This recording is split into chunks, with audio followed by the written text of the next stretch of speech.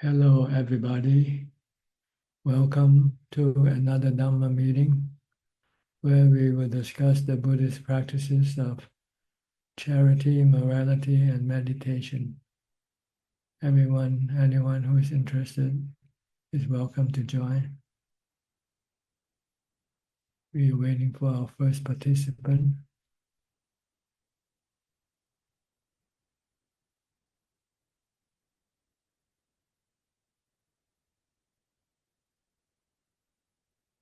Okay, Marco, you're the first one. Hi, Ajahn. Hi, how are you? I'm good, thank you. I would like to report my homework. Please go So ahead. last week, a lot of walking meditation, uh, trying to keep the mind calm, which is working well, being mindful of every step that I take.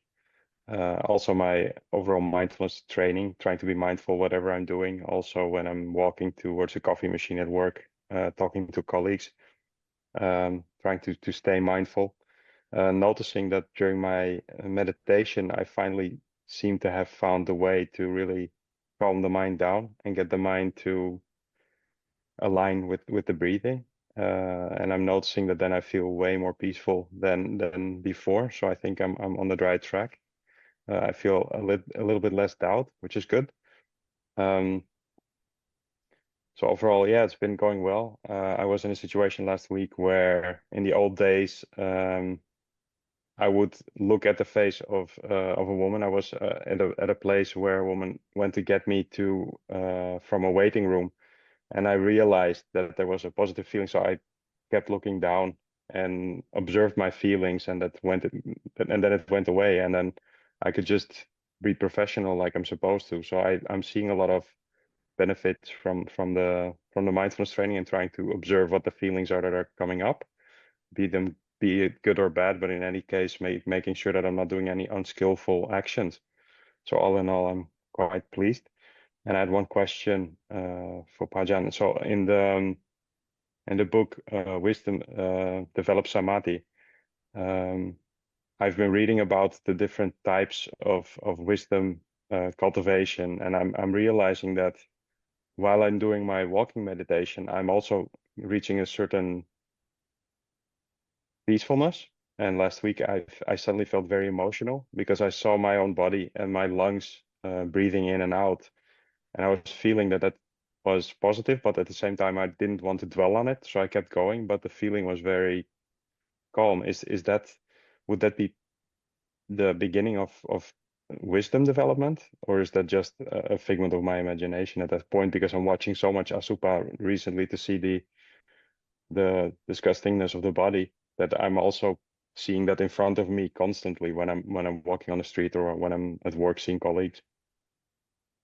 Seeing a super, Yeah, yeah, it means you might start to remember the super images so that when you need to use it, you can then call up and then stop your sexual drive, your sexual desire. it seems to be working. It seems to be constantly happening, and also seeing my own body, I'm seeing the repulsiveness of it, but also the fact that it's constantly fading away and that it's not the same, that it's constantly changing. And that's also why I felt so emotional, I think, when I was doing the walking meditation. But all in all, I feel more peaceful, I think. But I'm also feeling, and I don't know if this is normal, but a sense of emptiness. And sense of emptiness, I mean that I feel less, I don't know, enthusiastic about things. It's more like you're seeing things for what they are, like it goes away anyway. So why be so positive about it? And I'm trying to apply that also to the negative things, but it's more difficult to let go of those sometimes.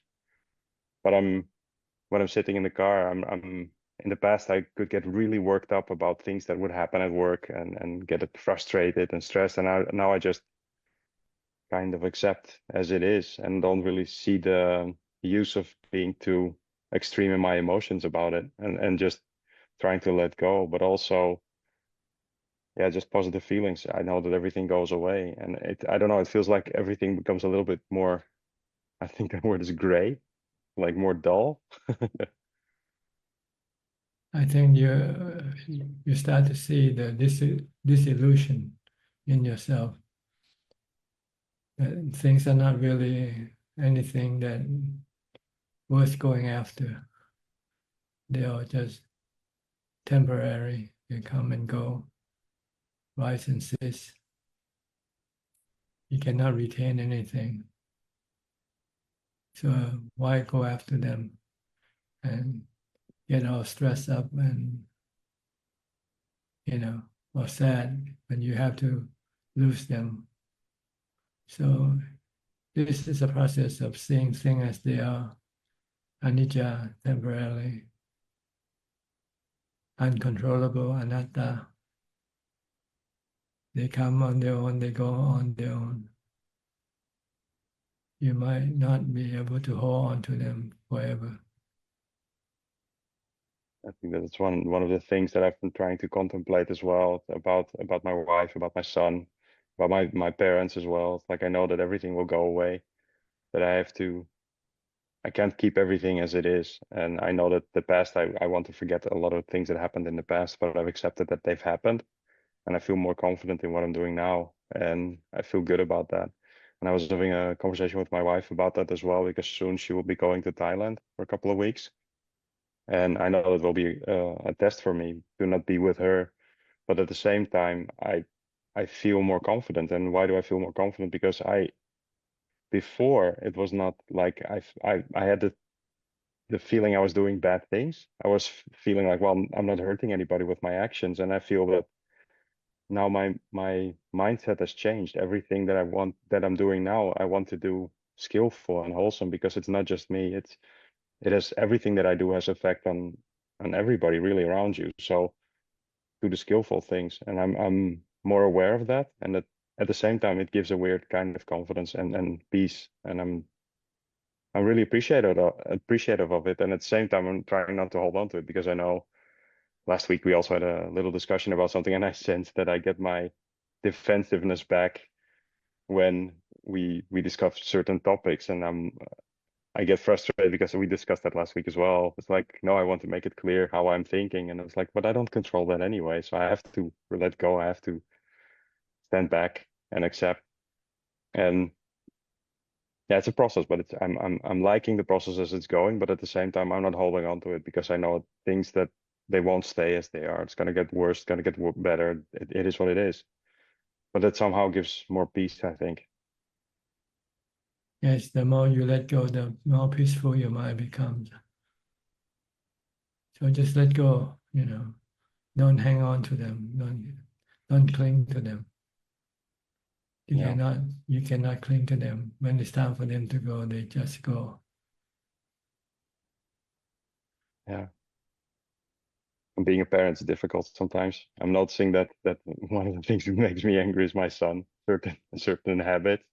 And one of the things that I'm seeing in him is that I think it's projecting, and I think that a lot of people do that probably, but I project myself onto him when I see certain things of behavior, and that I want the best for him. So I want to kind of make it clear. It's like, well, this is not the right thing to do. And if it doesn't go the way you want, again, we come back to the controlling bit, having to let go. I just sometimes think it's difficult, but I try. I know he's a good boy, but I'm trying not to hold on too much to when I'm feeling upset, to make things clear. It's just that I want, and I know I can't, but I want to prevent him from making the mistakes I made. I don't want him to be feeling the way I feel, or even worse, making other people feel worse because of the actions you do. So Just do what you can. yeah, If you cannot do, then you just have to let it be. yeah, You can only do so much. You cannot do everything. So just accept the fact that there are limits to our ability to do things. So just do what we can, and then if it's beyond that, then it's just let it be. exactly. Just try as much as we can according to the right way, skillful ways, and then if it's not, it's not. It's okay. Don't dwell on it. That's the key, I guess. Yeah, don't get hung up on it. Just accept things as they are. Yeah, Sometimes you can control, sometimes you cannot control. And things get true. out of control, just let it be. Yeah. Thank you, Tanajan. Okay, anything else? No, this was an easy week. I didn't have a. I'm feeling that I'm making progress. I think mindfulness is the key. If you can maintain mindfulness, then your mind will be under control, not creating all kinds of issues for you to solve. Yeah, that's true. So the less you think, the less issue there will be for you to worry Yeah. about. It's going well. I like the feeling of the mind actually really calming down. I don't think I've ever really experienced it before. Well, I did so much meditation in the past trying to get peace, but I think I wasn't control. I wasn't meditating really. I wasn't really getting restful. I was just trying to hold my mind still or something too still, like over focusing on being still, I think. And now it's more, no, this is the breath. Stay with the breath, and you get this really restful feeling. I like it, and it feels good. Yes, you don't have to go after the result.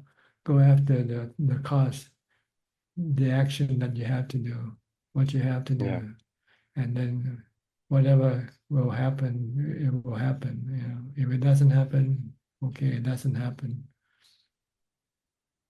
Yeah, But that's true. That's true. So on Friday when I was doing the walking meditation, it was really like I had like 10 minutes spare time to do the meditation or something. So I started doing it. And when I felt those results, it was like I had zero expectations at that point. I just was like, okay, I have some time. Let me do some walking meditation.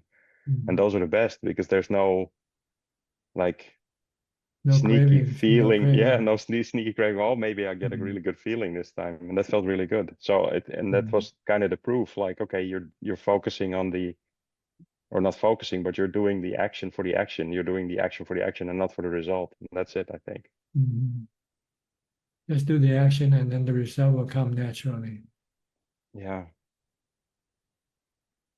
Okay, anything else? that's it. Thank you, Tanajan. Okay, see you next week. See you next week. Okay, Philip from Malaysia.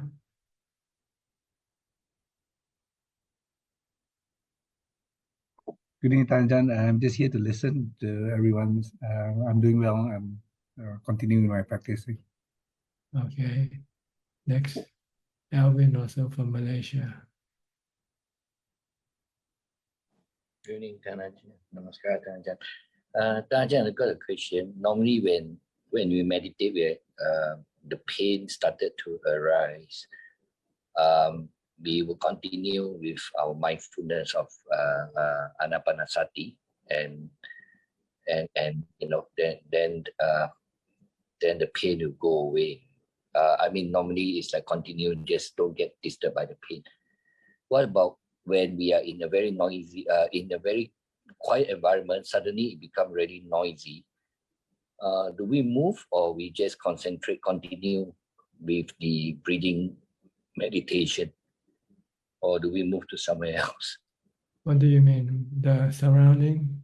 The surrounding, yeah, is initially is quiet, is calm, suitable for meditation, but then suddenly it become really too noisy. Well, it depends on whether you can continue on meditating or not. If you cannot, then you probably have to go look for a new place. Right, right. So we treat it differently from the pain, right? The pain normally I would continue.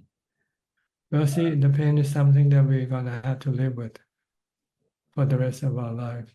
So we want to train the mind not to run away from the pain. Try to teach it to live with the pain by staying calm, by not reacting to the pain. But with the noise, you can also practice like the pain you like to. But if you want quiet in your meditation, and you probably won't be able to get the quiet that you get because of your surrounding. So it's a different type of situation. With the surrounding, you can find a quiet place to meditate. But with pain, sometimes you cannot get away from it. So Right. you just have to learn to live with it. Yes. So before you start meditating, make sure that the place you're meditating will continue to be quiet.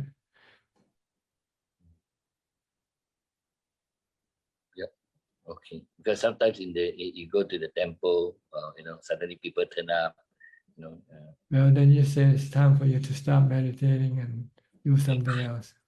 yes. Okay, Tanaja. Okay. Okay. Next, Mike from New York. I haven't talked to you for a few weeks now. You have any questions? Hey, Tana John. Thank you so much for calling on me today. Today, I was going to ask about, I guess, Brahmanic goodwill and how to, goodwill, always to keep goodwill as like this method of like protection, protecting yourself and protecting others. But there are situations where your goodwill can be taken advantage of, or your goodwill can kind of be abused, and it can, almost feel as if it's like an opening or a weakness that you're presenting to other people. And so I was just curious if Tana John had any words of wisdom about, how to keep our goodwill in a way that is protective of us while also, being indiscriminate about how we, channel goodwill to everyone else around us without, being prone to abuse. Yeah, you just have to use common sense and steer your goodwill toward the proper channel, to the right people. With people who try to take advantage or abuse your goodwill, you still maintain goodwill, but you just don't extend to them. You just, instead of goodwill, you use equanimity toward them. But you still don't get angry or hate them for what they're trying to do to you. You just have to understand this is their nature. Some people just like to take advantage of other people. So you just have to be smarter than them and try not to let them get advantage of you. But if you are dumb enough to let them get advantage of you, you can look at it as charity. This is a form of charity. But they can only fool you once, they cannot fool you many times. So maybe the first time sometimes you just have to accept that you'll face people who can take advantage of you, who will abuse your goodwill, but they probably can only do it one time. The next time you just have to decline your goodwill.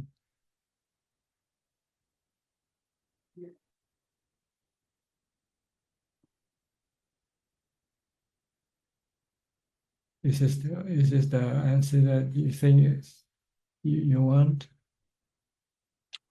No, yeah, I think that's very true. I think, the Brahma Viharas is something that I kind of go back to, if my goodwill, if I feel like it is being used, like abused, I try to go back to the Brahma Viharas and try to, go to equanimity and go to metta and go to karuna, and mudita, and like usually that will set me straight. But I was just curious if there was anything, extra protective or just a way of making it so that it's, equally flowing in all directions, but yeah, also by protecting myself, don't want to show goodwill in situations where I want to be in danger or anything like that. Yeah, you just have to be careful and make sure that you are not taken advantage of. But sometimes if they still can do it, then you just have to accept this. Sometimes you just cannot prevent or protect yourself. But you just have to learn from your mistake, I guess. And at least what you can do is you look at it as what you lose as being a charity. You just donation or giving, even though it's not willingly, but but it's already taken from you. So why get angry or sad about it? Look at it positively, you know. We have Do you have any other? we have a saying, you can lose your money, but don't lose your mind at the same time. Protect your mind. The money is gone, but your mind is still here. Don't lose your mind. Don't get mad or get angry or sad. No, it doesn't bring the money back anyway. Well, doesn't bring what you lose back. So just just look at it as a form of charity, although it might be a forced charity. But sometimes it's like taxes you have to pay, right?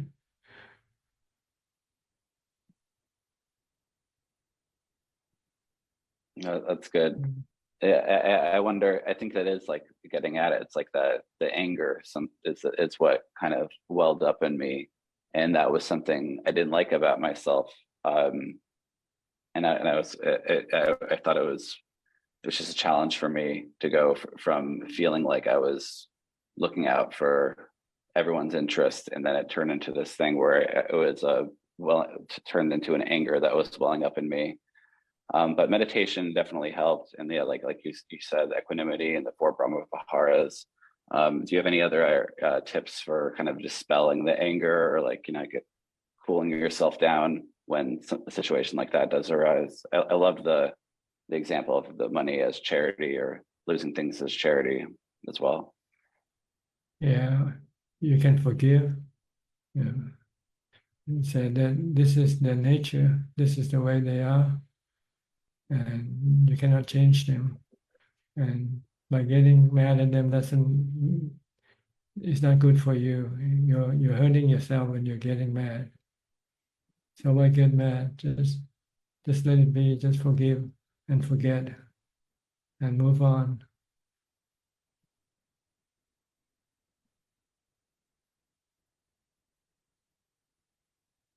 Okay, does that make sense? Yeah, thank you, Ajahn. Okay, that's all. That's all for today. Okay, go to full moon. Hi, full moon. You're from China, right? Good evening, Ajahn. Yes, I'm from China. Okay, what can I help you? China Sea. uh, when I participate, when I attend the retreat, I have a great improvement. But when I go back home, I cannot sit for a long time, and they are yes, not very good when I'm at home. I cannot sit a long time. I cannot have a good habit to meditation.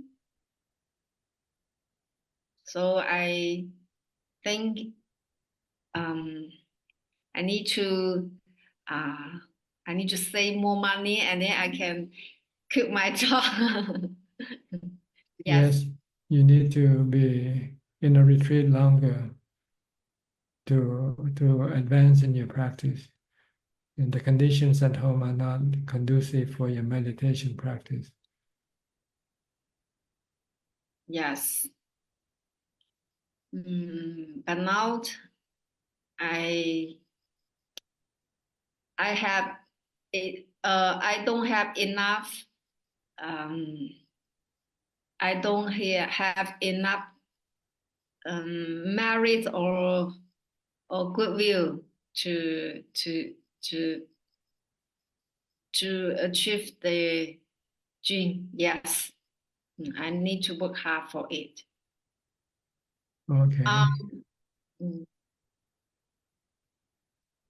Anything else? No. That's all.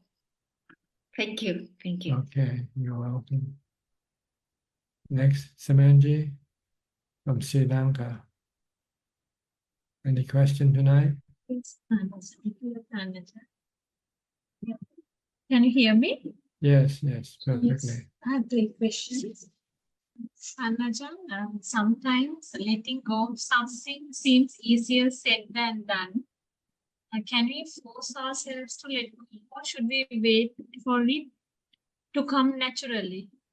I mean the feeling, rather than forcing ourselves to let go of something. Maybe something, an attachment or whatever. You mean, what do you mean? Naturally? Let go of maybe an attachment, or either attachment to a thing or a living being, maybe to our parents or to our friends or to whoever. Should we like force ourselves, or should it come to us naturally, like the feeling? Rather they don't come naturally because your attachment is very strong, and you need to diffuse your attachment by looking at the 3 characteristics of existence. Yeah. See that the things that you are clinging to are impermanent. In a way, one day, sooner or later, you will have to lose it. And it's anatta, it's not something you can control. That means we have to look at it in terms of a Dhamma. Yes. Yes, And if you attach them, it can cause you dukkha. You can have suffering or stress from clinging to something that you cannot hold on to. Yeah, Tanajan, this my second question came up to me while reading your autobiography actually.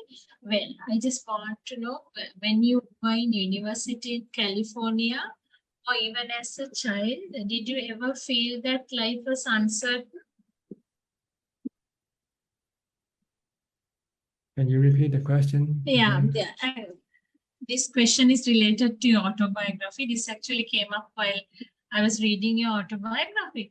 I just want to know, when you are in the University of California, or even when you were as a child, did you ever feel that life was uncertain? At what point did you start to feel that the reality of life? Was it particularly after reading that Dhamma, which was given to you by the Sri Lankan? I saw a corpse at the age of about 12. A brother of a friend, a schoolmate, died from drowning, and they have the funeral with his casket open, and we have to go show respect. So I see a dead corpse, a dead person for the first time in my life. And then it suddenly dawned on me that me too, I will be the same thing. The same thing will happen to me too. And everybody else that I love or cling to we have to die sooner or later. Then I start to change my attitude toward people and things. Start to see them as being impermanent. And with that attitude, keeping that in your mind, you still went to university, and you still did your degree, and it was years after that you decided to become a Buddhist monk. I think, having read that Dhamma book given to you by Sri Lanka, according to her. Because then I wasn't able to live on my own. I still have to. I have to build up my life. So I have to go through the process of going to school and getting a job and so forth. But then as soon as I get the book on impermanent, it starts to reinforce my memory of the dead person. And also, besides knowing impermanent by itself is not enough. Knowing how to deal with impermanence is more important. And that's what I learned from the Buddha's teaching, that we can deal with impermanent in a way that will not hurt us, in a way that will make us feel happy. And that is by the practice of the Noble Eightfold Path, or the practice of meditation. So then that gives me, I started to look for books on meditation, books on Noble Eightfold Path, start reading, and then start practicing.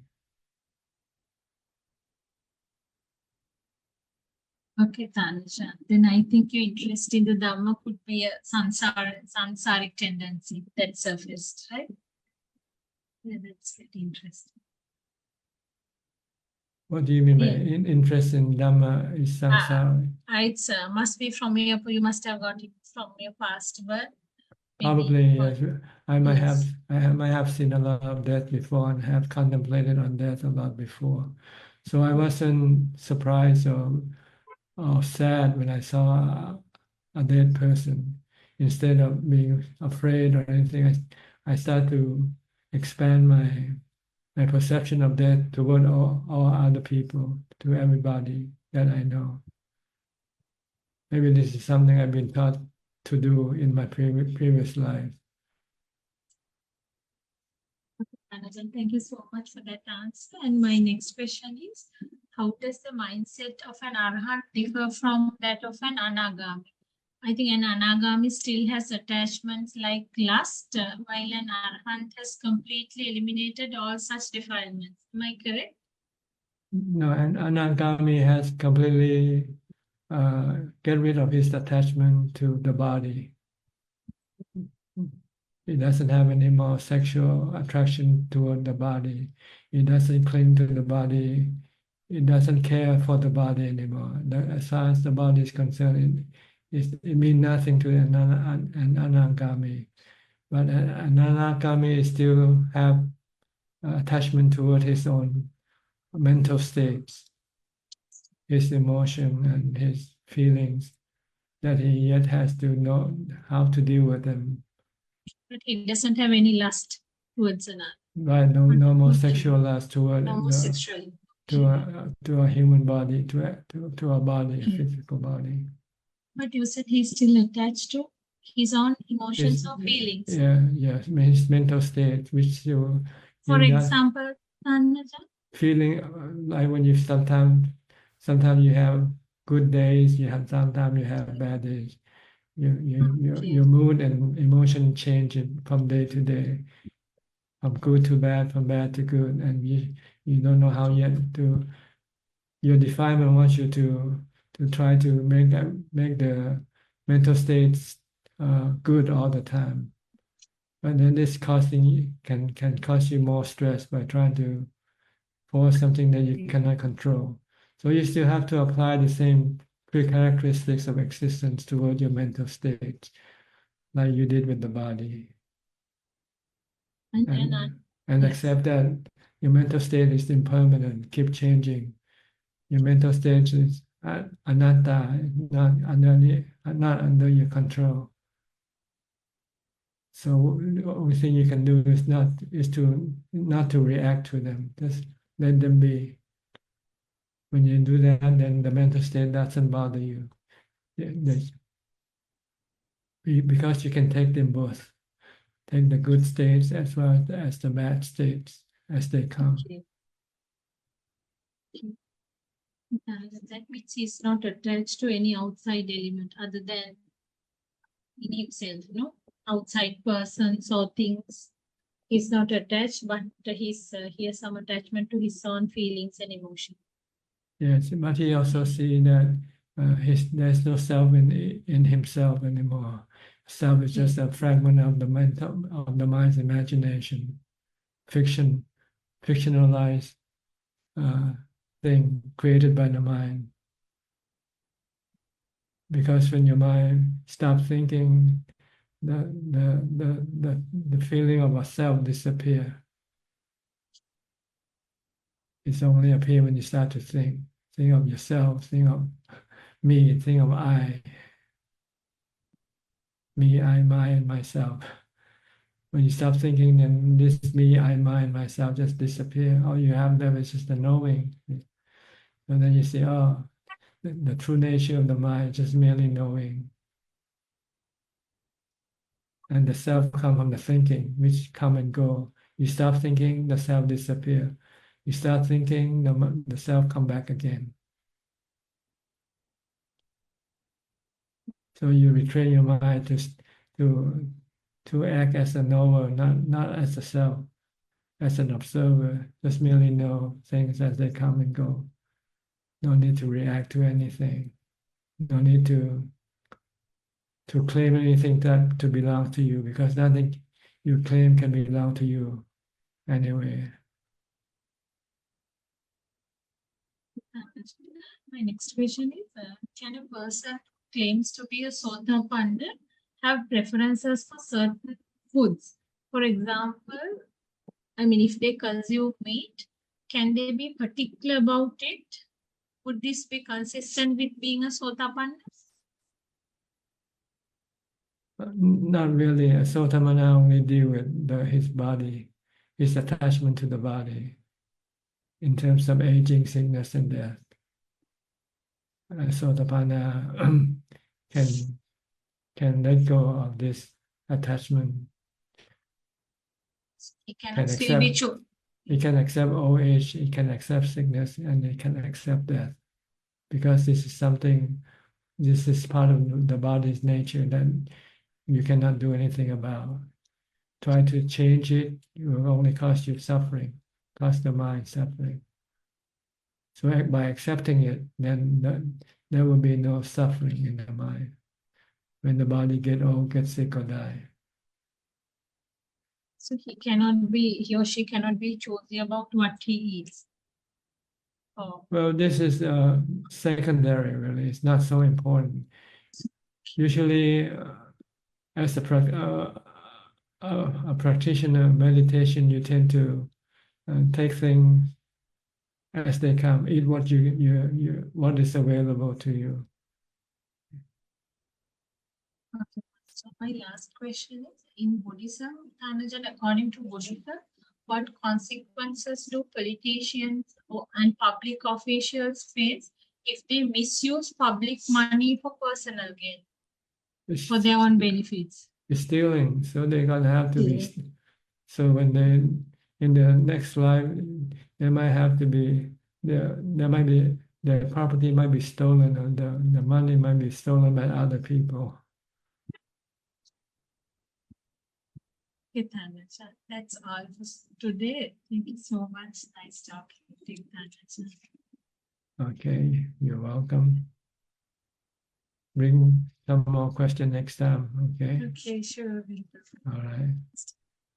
Next, all Sim from Malaysia.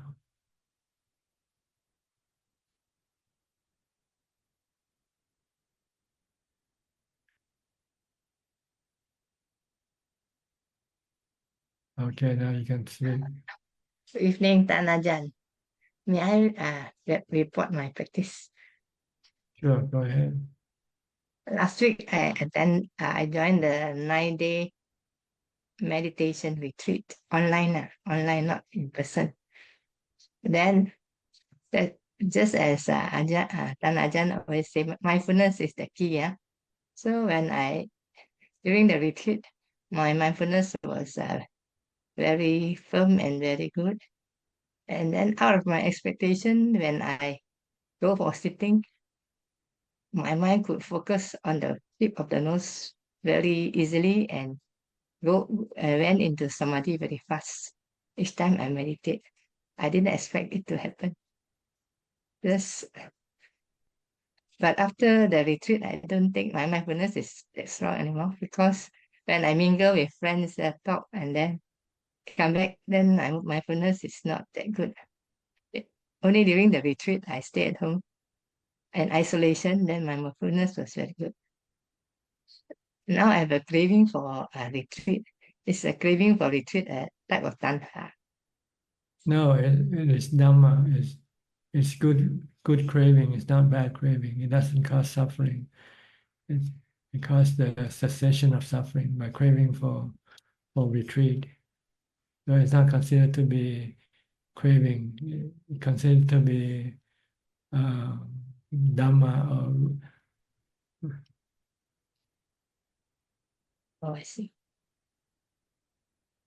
So it's good to crave for retreat, for Dhamma, for study, Dhamma practice. These are good things to crave for. But it's not the kind of craving that can cause you dukkha. Okay. What about meditation?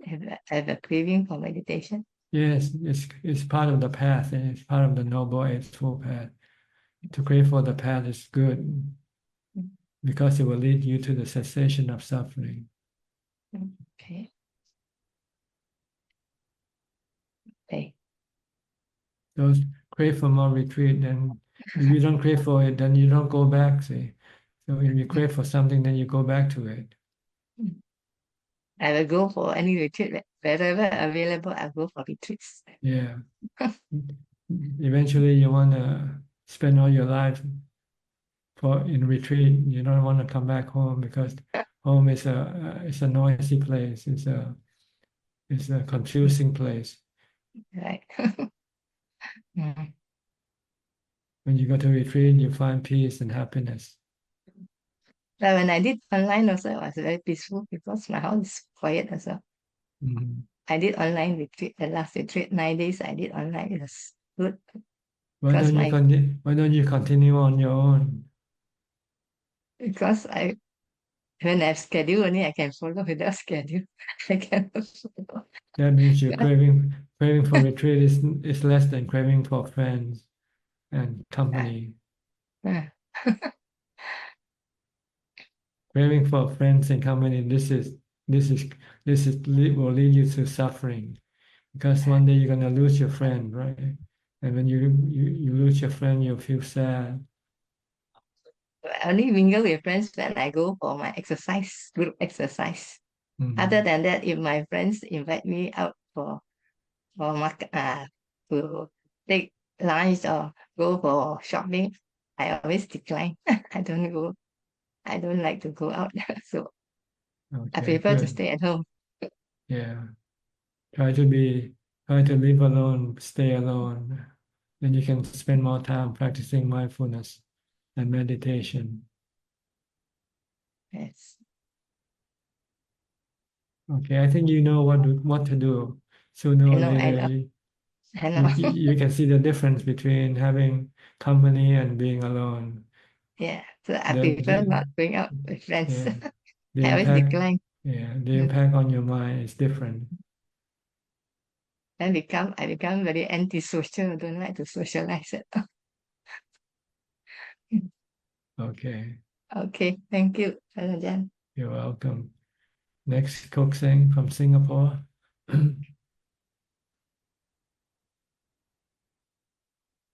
Good evening, Prajan. Prajan, I'd like to say advice regarding my practice. Usually in the morning from 10 to 12, I'm able to discipline myself to sit. And after 12 p.m., I will stop my meditation and start my preparation for cooking. And so at about 1:30 to before 2 o'clock, usually I will finish my lunch and finish washing the dishes. And my schedule for meditation in afternoon is usually 2 p.m. So during this so-called extra time that I have, sometimes when I'm not mindful, my kilesa will tends to hijack the mind and ask the mind, okay, now there are some time, go and watch some video to relax. And I feel that during this timing after lunch, my body is physically very tired after cooking and after the washing, and mentally also tired because during the cooking process, I have to think a lot. The cooking process, the what ingredients to add, and then the and there's a lot of thinking during the whole cooking process. Very very mindful.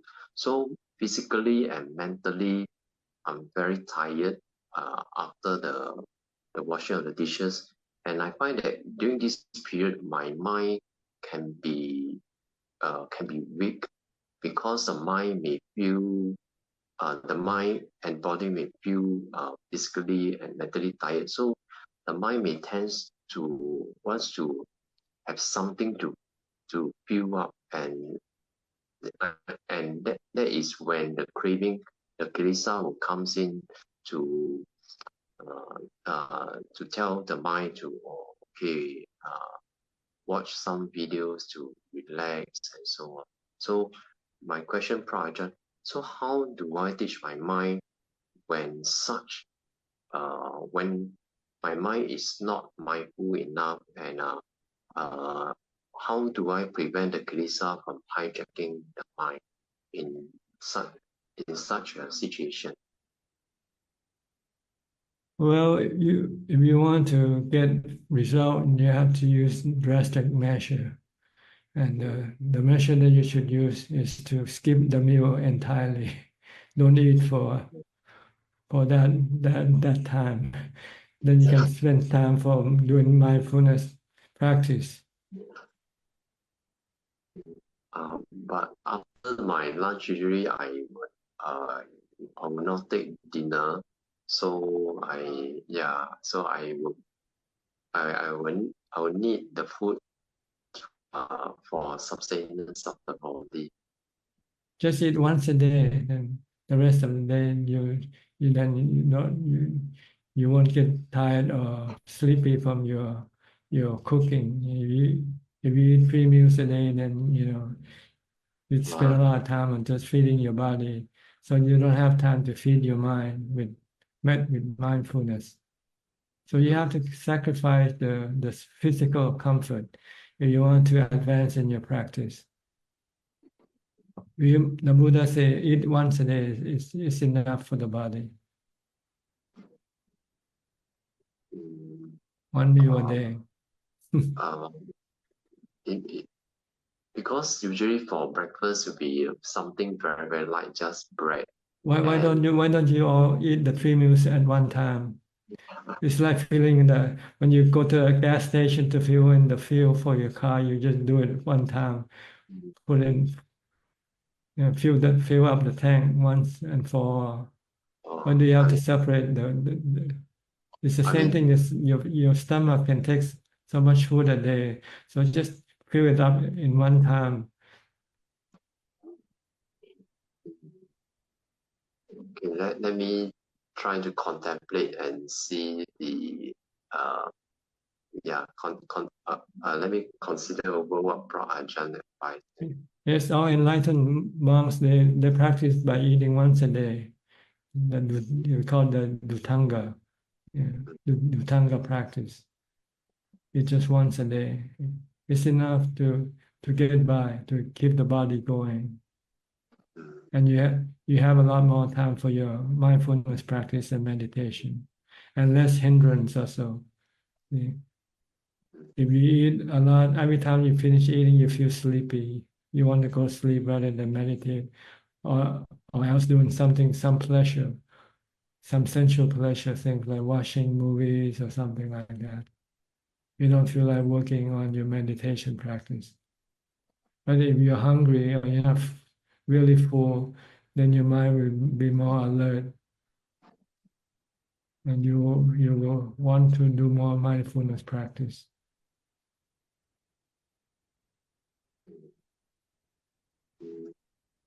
Okay, you have to reduce on your food consumption if you want to advance in your meditation practice. Okay? Yeah, okay. Let me contemplate over what Prajan mentioned. Yeah, thank you, Prajan. Okay, you're welcome. Julia, you're next from Colorado.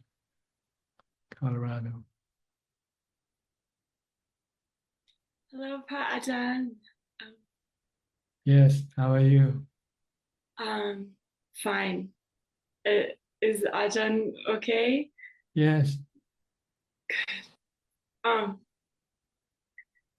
Usually I try to ask questions that might relate to practice, but today I feel like maybe I should offer an apology. Last week when Ajahn said that, it was raining a lot, and I said, oh, in Colorado, that sounds kind of nice, because usually in October it's supposed to snow and it's still 45 degrees higher Fahrenheit or 25 degrees higher Celsius than necessary for snow. So, but then I said rain sounded really nice, and I realized that maybe it was horrible because of what's happening in the northern provinces of Thailand. So I just want to say that I meant no respect, and I feel empathy for the people in the flooding. So I'm sorry that I said that. Oh, no The right offense taken. Hmm? No offense taken. Don't worry. Thank you. Thank you. Yeah.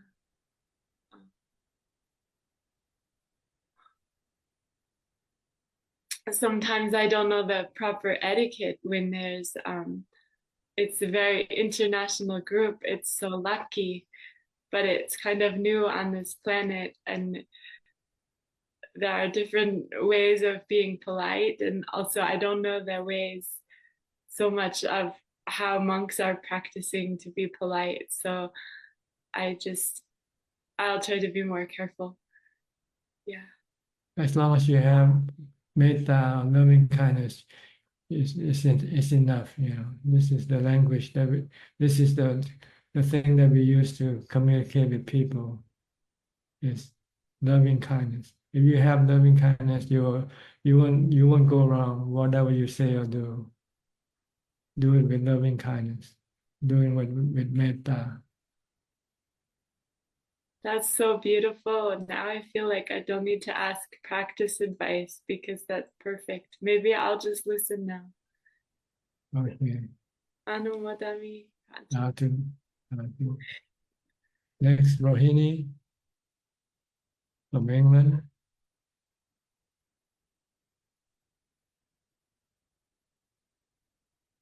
Good Hi. evening, Ajahn. How's your practice coming along?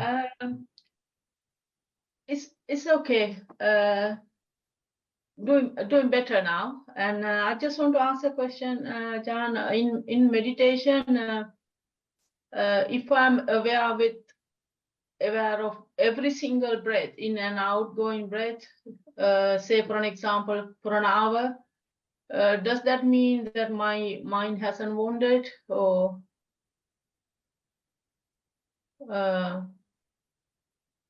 It means your mindfulness is probably not continuous.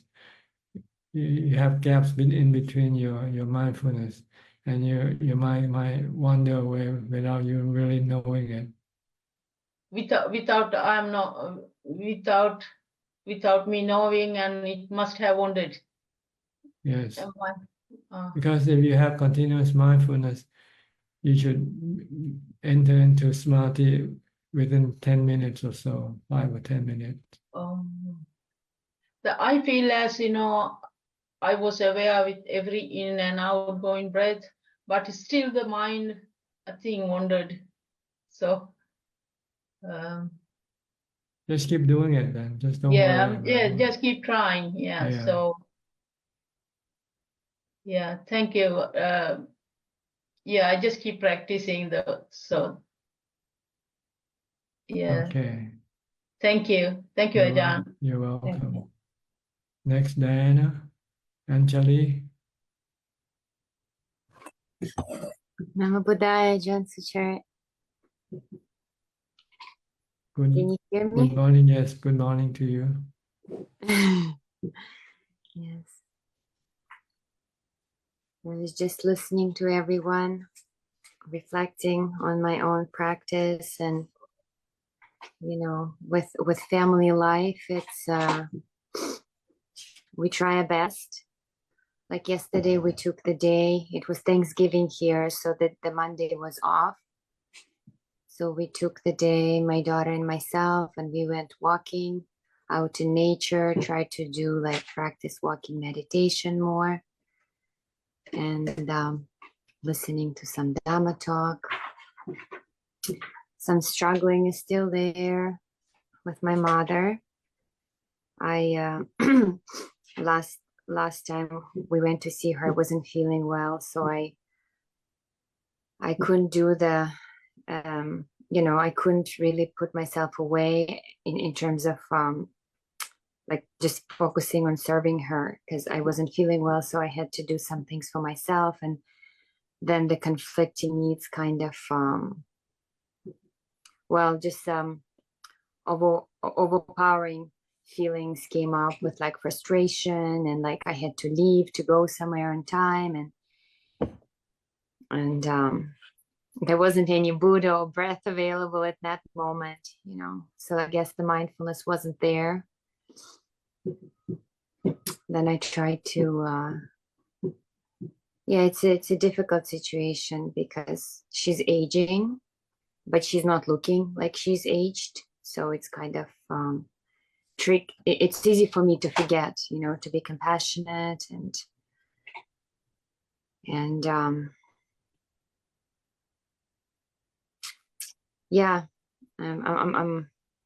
we didn't have a very good visit this past week. So you can think in terms of gratefulness also, that you owe her a lot. She gave you your life, so you should be grateful for that and try to pay back as much as possible, because this is the biggest debt we all have, and no matter what we do, we will not fully repay our debt, the Buddha said to our parents. So thinking of that, thinking of how great, how much they have done for you, and now it's your turn for you to return the favor. This is actually where I feel I wasn't too successful, because as I left the situation and I had some time to spend and reflect on that, I did come around, I talked to a friend and she had different views and I felt uncomfortable about her views. And then in the end, I came back to that same view of being grateful for the things that my mom has done for me and is doing. However, on that background, I didn't feel successful in my communication with her, because in that moment I was still frustrated and couldn't really fulfill my, like I wasn't completely sure what she wanted from me in that particular moment. And then later when I've come away, I realized she just wanted me to listen to her, like to hear her out and to possibly like do what she was asking me to do. Now the hearing out, I could have done like summertime before, when I didn't have to take my daughter here and there. And somehow when like there's just, once she starts talking, there's no stopping. So just then I don't know. Just let her talk. Yes, but what to do about that? I have to leave. I feel so rude and frustrated because I have to leave, but she's still talking. Yeah. Well, you just have to find some excuse and say, I have to go now, Mom. See you next week, and just walk off. Yeah. You have to sometimes cut the conversation short and just say, you have to go. Bye-bye. And just walk away. Yeah. So I guess I'm waiting for her to agree and let me go, but then it doesn't quite happen. And sometimes it's, yeah. If it doesn't happen, then you have to make it happen. Yeah. Well, I do make it happen. It's just that by that time I'm so by that time I don't have mindfulness and I'm feeling quite angry, I suppose, that I feel angry that I'm feeling so tense that I am not able to live harmoniously. Like it has to be like against her will, more or less, kind of thing. And well, you just have to use common sense. Maybe she just talked too much, more than what she has to, and you have no time to listening to her. And then you just have to accept this is the fact of life. That sometimes she talks too much, and you don't have enough time to give her to listen to what she has to say. So you have to cut short a conversation. Yes. I was trying to analyze how come the previous 2 times were so successful in terms of me serving her. And that was because like I really focused on a task that I had to do. Like I had to vacuum her whole house. So that that took like an hour and a half. and she was spending time with my daughter, and then we left. So it was like very focused. There was no time. And then the following time, I was washing her home, like so then once, like while I was engaged in those tasks, there wasn't room and communication for tension to arise. And then this time I had to do things for my daughter and myself. So then it was different from the last two times. And I do find it difficult that she seems to be nervous and feeling worried about like almost everything.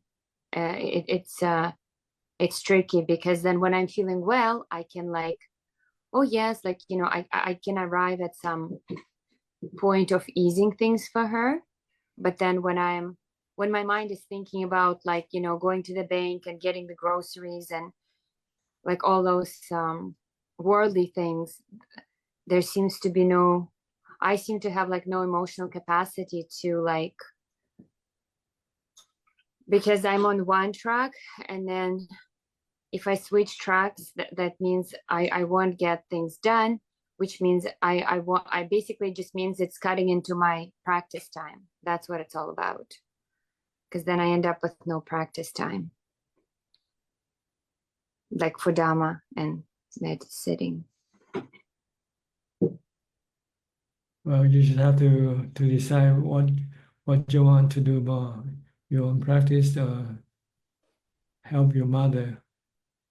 If you have only so much time, then you just have to make time, I guess. If you don't have time for yourself, if you make time for her first, or you want to make time for you first and she come last, it's up to you to decide. Okay. Yeah, I was trying to kind of keep it balanced, so then I have like, so I can keep my calm in communication, and but it just seems to like she said, you know the best way to be calm, you listen to people talking. Don't listen to them, just pretend you're listening, but your mind's away somewhere else. Then you can stay calm all the time. Yeah. I find keep reciting Bhutto when you listen. Buddha, yeah. I find that if I set my mind prior to communicating with her that like if I connect to Buddha, then everything goes well. But if it's something like suddenly that happens and I haven't gone into Buddha, and then my emotions are spinning and I'm like, oh, where's Buddha? But I just can't seem to hang on to it in that moment. But maybe I'll use your advice to just like find some excuse and quickly like just say, oh, I have to go really quick, and then find my Buddha and then return. Maybe that's a good solution. Mm-hmm. Okay. And just another issue with my daughter, she seems to be like still experiencing a lot of nighttime discomfort, and it's kind of frustrating for me because sometimes it gets better, but other times just like we just kind of spend the night reflecting on like the chanting, and eventually it works, but it's kind of like the first half of the night is always very like sleepless, to be honest. It's either the first half or the second half. Like sometimes she just wakes up at 3 and she wants me to like hold her, and she's scared of this or that, and I'm just wondering if and eventually I run out of resources, you know, like I'm not like infinite, right? So then I'm frustrated with that. Just accept your limitation. You can only do so much. Yeah. Just do what you can. And if that's not enough, then it's too bad. Yeah. Well, I've sort of arrived to that because she's going to be 8 now, and she understands that like if we are not sleeping at night, it's not very safe to be driving long distances. That means we have to let some things go during the day. And I see her understanding, and I see her struggle to kind of get a grip on it, but she just seems to like, she's struggling, she's not making it up. So then I feel bad. So yeah, so I think that the decision we arrived at this morning is that if we weren't going to get some things done, it would be okay. Just, yeah. Sometimes it's good to let her cope with her own situation. Can you say that again? Sometimes you might want to just leave her alone and let her cope with her own situation without you having to help her. This is the way of teaching her to grow up, Yeah. Doesn't mean that she has to come to you all the time when she feel bad or need. Sometimes she has to learn to live with feeling bad without any outside help. So like, because it's just her and I, there's nobody else that she has. I'm wondering like, how long should I've been trying to give her, like yesterday I gave her half an hour before I checked in on her. And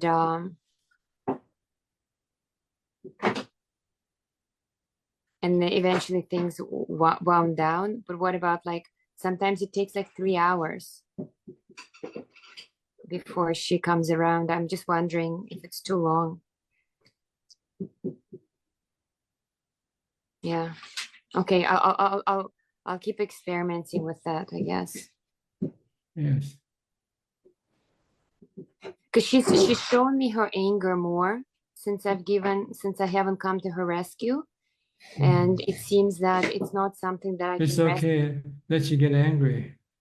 Yeah. So what? You cannot prevent that. It's her nature. When she doesn't get what she wants, she get angry. Yeah. But you can teach her that this is part of life. Sometimes you get what you want, and sometimes you don't get what you want. Yeah. Okay. Well, that means I'm sort of trying to do the right thing. Yeah, teach her that disappointment is part of the learning process. If we learn to accept disappointment, then we will be better off next time when we run into something that we don't like, or we get disappointed. We learn how to accept it, rather than being unhappy or angry at things. You just learn to accept that sometimes this is the way things are in life. Sometimes you get what you want, and sometimes you don't get what you want. Mm-hmm. Yeah, that's true. Okay, I'll focus more on that. Mm-hmm. And then amidst all that,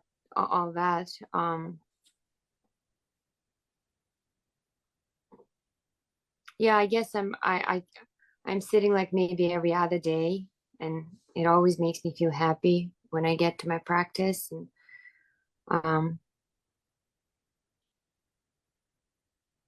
just how to make it happen every day with unforeseen things coming and going. Okay. All right. Okay. Good luck to you. Thank you, Ajahn. Next, Lynn from Indonesia. Is your mom still here, or she's gone? Mom is still here. She's meditating upstairs. I see. Okay. Any question? I got a few things tonight. I'm going to stay in the monastery for 3 months, starting from next week. So would like some kind of advice from Ajahn. Well, first you have to follow the rules that you're in a monastery, and then try to have as much time as possible for your practice. Sometimes you might get lost doing other things with other people, but you have to know that your main purpose is to meditate, to practice mindfulness. But if you find that the monastery doesn't provide you with the time to meditate or practice, then maybe it's not good to go there. If they require you to do other work, other things. But I don't know what kind of monastery you're going to stay at. Are they meditation monastery or what? Are we going to Perth, Dhammasar? See, through Ajahn Brahm. Yes. I see. Okay, I think that's okay then.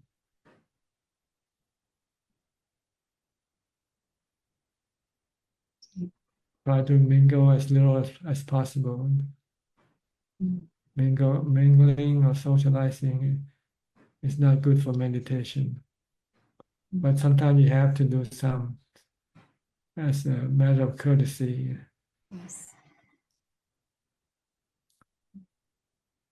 But whenever you can, try to meditate, try to practice alone, if you're allowed to do.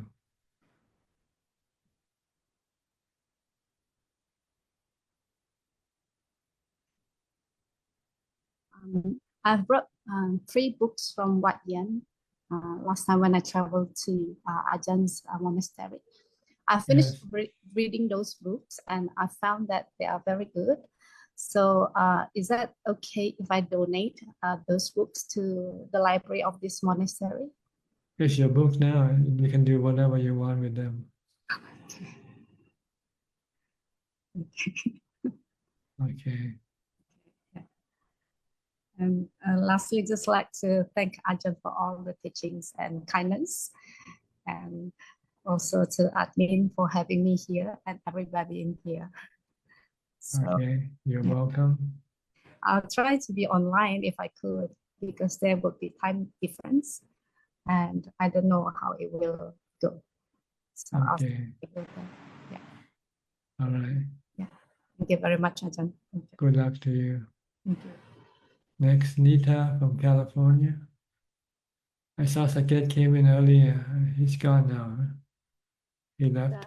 Yes, I think he tried to dial in and maybe he got interrupted because it's the dinner time with parents, I guess. So I had one question, Ajahn. So I have been talking to my family and I see that some of my family members, they have a lot of expectations from each other and they've been fighting and having trouble living with each other. And because of that, their child is also suffering because of the fights that they have at home.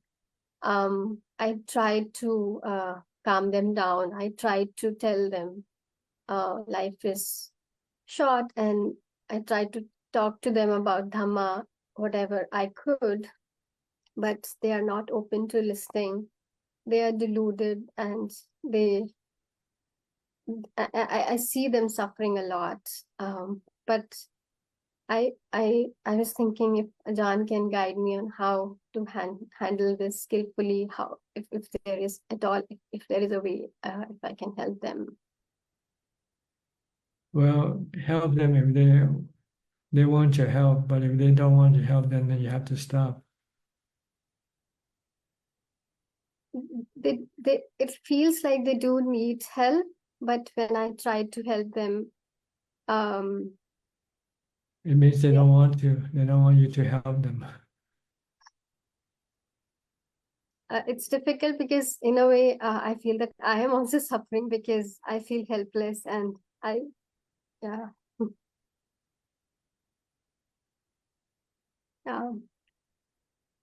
I guess I cannot help them.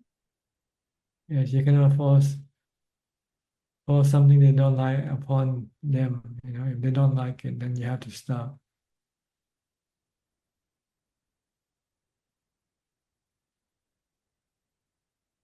Thank you, Ajahn. Okay. Like you say, life is short. Eventually, we all will have be gone anyway. So why try to live unhappily? Live happily by letting go. Okay. It feels like if they are unhappy, how can I be happy? Because they are part of my family, and it just feels bad to to feel happy when they're not. But what can you do when you try to help them and they deny your help? They don't need your help. At least you try your best. The Buddha said sometimes people are just not not in the position to be helped. The Buddha said you have to let them go, let them be. It's the karma to be like that. Use equanimity. Sometimes when you try to use loving kindness and it doesn't work, then you have to use equanimity in order to prevent yourself from becoming sad, because you cannot help other people. Sometimes you can help people, sometimes you cannot help them. So when you cannot help them, don't be sad because you cannot help them. You just have to accept that this is the truth. This is the way this is how things work sometimes. And you can only use equanimity to protect your mind from becoming sad.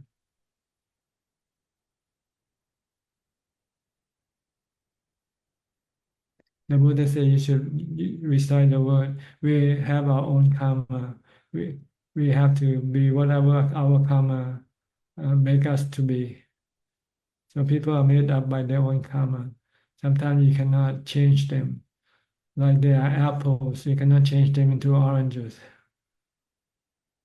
They remain to be apples. If they want to be oranges, they have to change it themselves, not you. You cannot change them. You can recommend, you can tell them how to change, but if they don't want to change, then there's nothing you can do.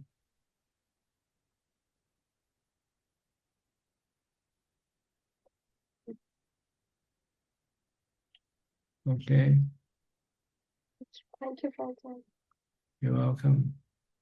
Next, Nining from Indonesia. Yeah, Ajahn. Good evening, Ajahn. Yesterday, I have a clue that I will lose my money. And then I tell my mom about this. So I decide not going out of home and not doing any transaction. But unfortunately, in the evening, I need to send some goods using the application.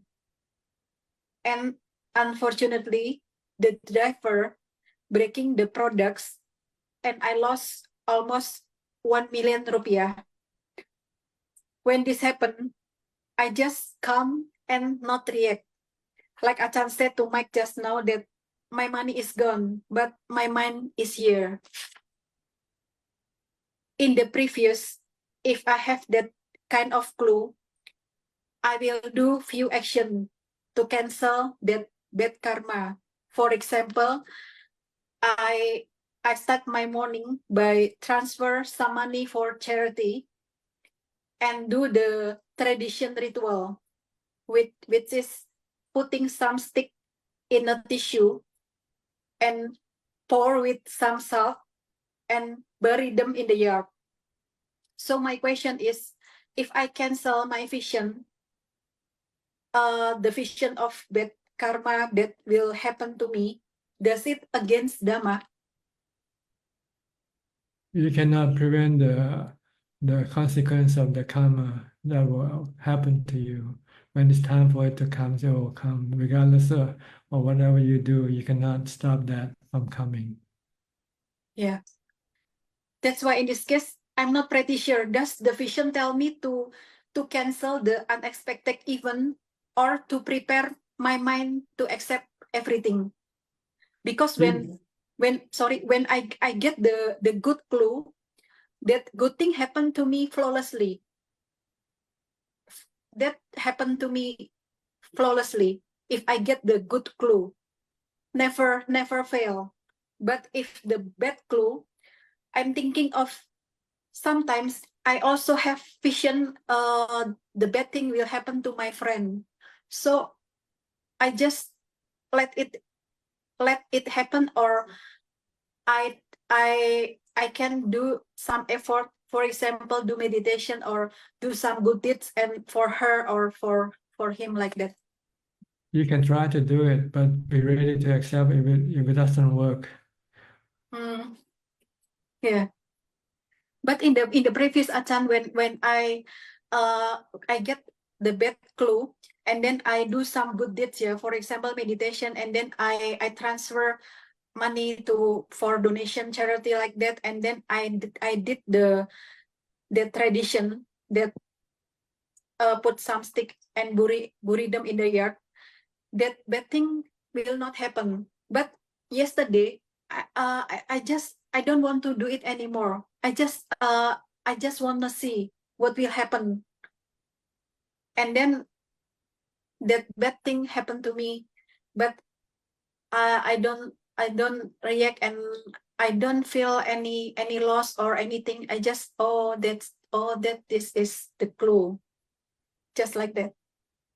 Yes, the important thing is to protect your mind from being unhappy, from being sad, by accepting everything as they come. Whatever will be, will be. Just accept that. Whether you have clue or not clue, it doesn't matter. Just face the truth with equanimity. That you don't have to do anything. If they come, they come. If they don't come, they don't come. But your mind will always remain calm and peaceful. That's the important thing. We cannot change things around us, but we can protect our mind from going mad. Yesterday is the first time I don't do anything, because previously I always try to do something. Yes, it's up to you. Whether you do or you don't do, eventually you're gonna lose everything anyway when you die. Yeah, I see. That's why in this states, I just I don't mind whether it happened or not. It doesn't Matter, doesn't matter to my mind. That's the beauty of yesterday even. I just, this is so no problem.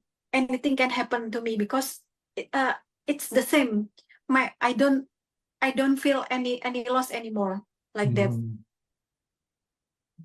You lose everything that you win.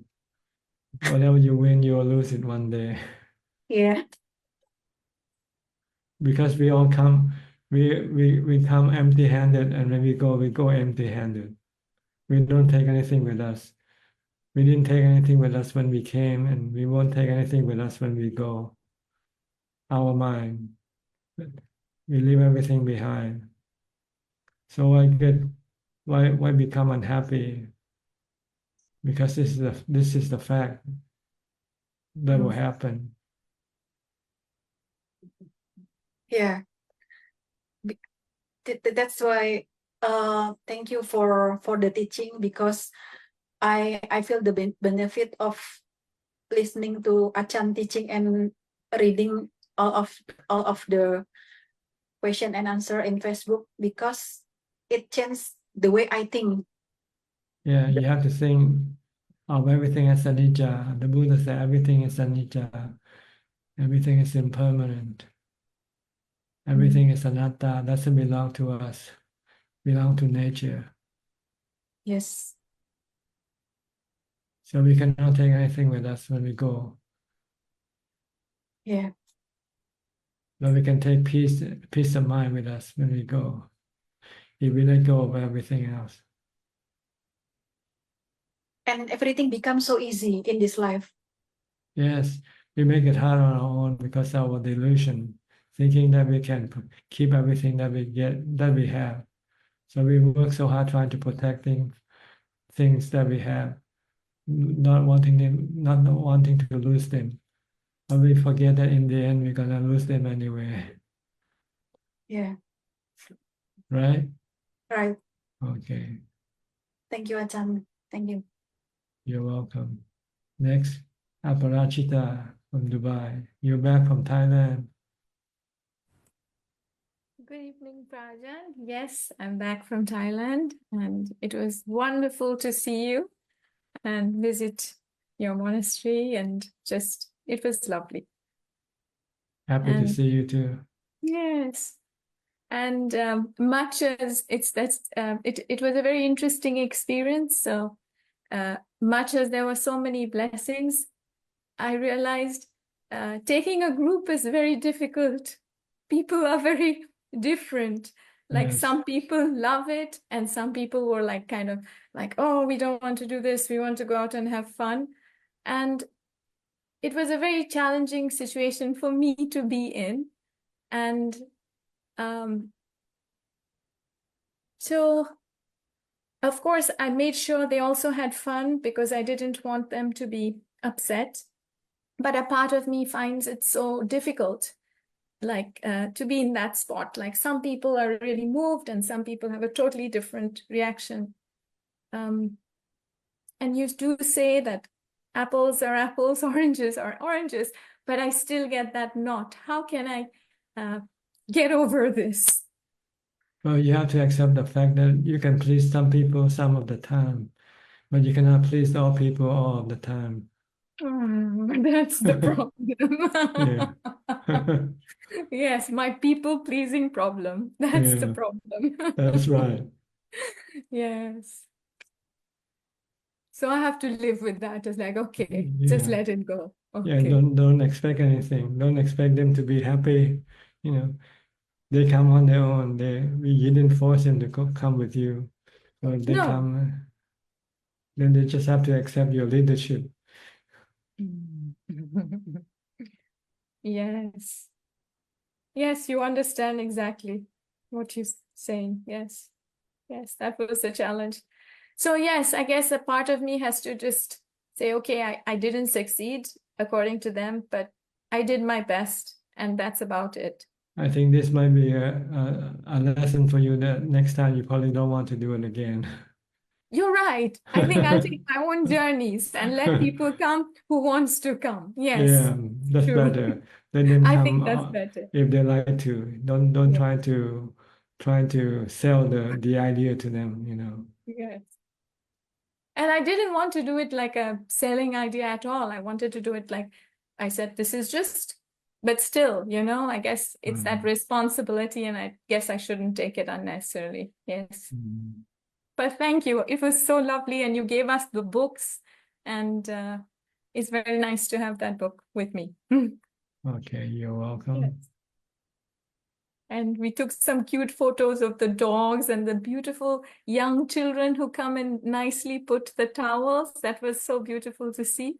There was a little boy in the monastery as well, I think. So yeah, and everybody was peaceful. So that was lovely. Okay. And I will keep Happy that. to hear that you enjoy your trip. I did, yes. Okay. All right. Thank Take you. care. Thank you. Next, Sri and Czech from Vancouver. Where's Hello. Czech today? She's busy? Yeah, no, she isn't feeling well, and Oh. neither am I. So she's resting now after taking medicine. Yeah, Can you hear me, Ajahn? yes, we are subjected to aging, sickness, and death. Yeah. So I take this opportunity to meditate. Of course, it's not easy, but at least there's a chance for me. Yeah, to learn to accept sickness as part of your life. Yeah, only develop like mindfulness, it will help with less suffering. And of course, I do understand that we need the right understanding, right? The knowledge. Yes. We don't like getting sick. So when we get sick, we feel terrible. So we have to change our attitude. And sickness is part of our life. That we cannot run away from it. So when it comes, try to embrace it rather than trying to deny it. Okay. Just look at sickness as an old friend. Occasionally you have an old friend visiting you. Yes. Whether you like or not, they're gonna come. Yeah, we have no choice. Yeah, yeah. So yeah, I take this opportunity to meditate. Of course, wasn't easy. But at least we'll have to do it. Yeah, Tan Ajahn, a question. Like for Noble Eightfold Path, we once we develop right view, then we move on to right understanding. How does it work? Like, Now, right view move to right thinking. right thinking. Yeah, right view and right understanding is the same thing. Okay. So, like I said, if you have the right view, then you'll see that the body will get sick. There's no way of getting around it. You're gonna have to be sick. So when you have this right view, then you start to think that I better be ready, prepared for getting sick. Accepting. This is right thinking. See?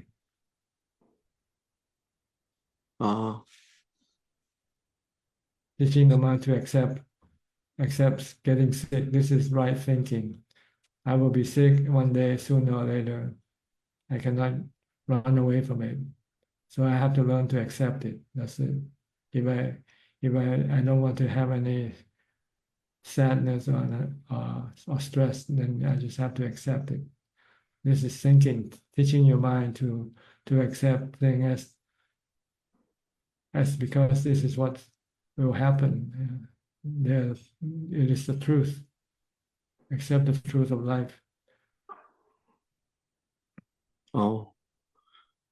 So meaning the right view or right understanding means I know that we are going to get sick, get old.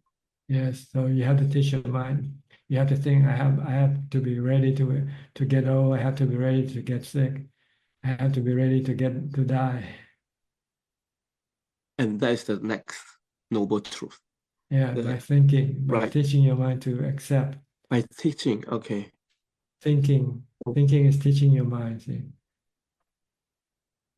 Okay, and we need to get to jhana, like and the way to deal with our sickness is to calm our mind, not reacting to the sickness. Just let the sickness come and go by having equanimity. So you need to meditate. So you have to have right mindfulness. Yeah. And get into jhana, and then you have right meditation, right samadhi. Once you have jhana, then you will not be affected by the sickness. Then the last part is the wisdom. Okay. Wisdom is the right view that you started with in the first place. Oh, then you go back to okay.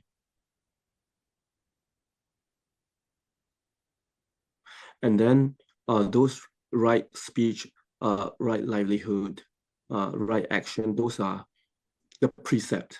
Like yes, those are the precept. When you have to deal with people or things, you have right speech, right action, so you don't cause any harm to other people. And Tan Ajahn, like if we keep precept, will we get like happiness to a certain level, and then when we achieve like jhana, we get happiness to another level. That's happiness, right? When you keep precept. Well, when you keep precept, you're not hurting other people, so nobody come and hurt you in return. Okay. So you feel happy. That is not the you feel happy that no one is gonna hurt you because you don't hurt them in the first place.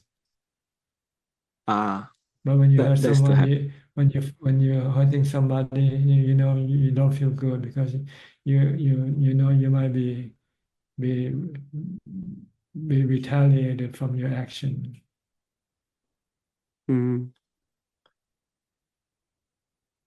But then the jhana is jhana is for calming the mind. Yeah, okay. Yeah. So not to react to your bad condition, your sickness, for instance. If you have jhana, then your mind will not react with any what you call aversion or hatred toward your sickness. You just remain calm and let the sickness come and go by itself. Then there will be no suffering arising in your mind.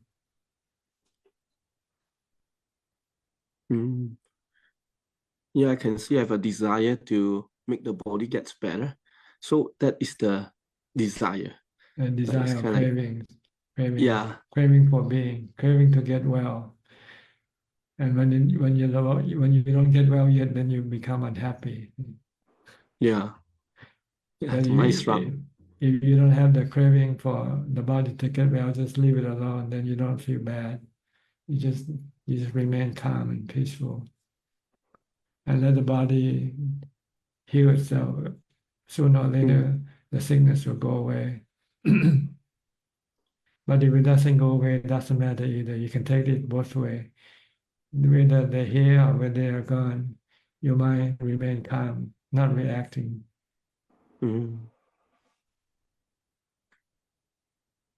So we want to teach our mind not to react to anything, just to be accepting rather than reacting, just accepting things as they are because we cannot change them. Can you change your sickness right now and say, go away? No, I can take medicine.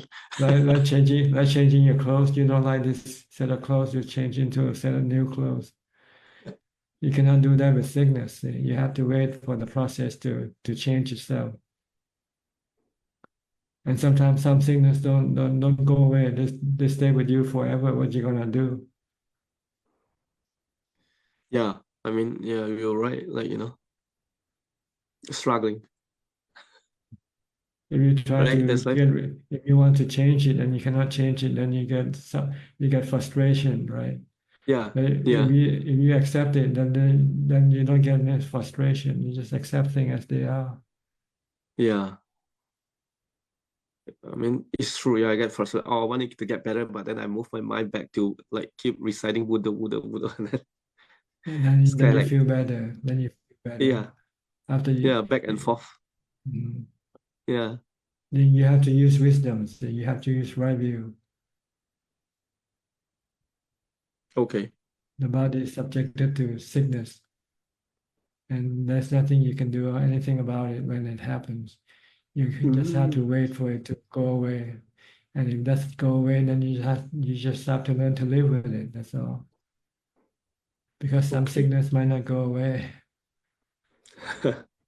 Yeah. But you will not have any stress or suffering. You might will feel peaceful and calm, living with the sickness.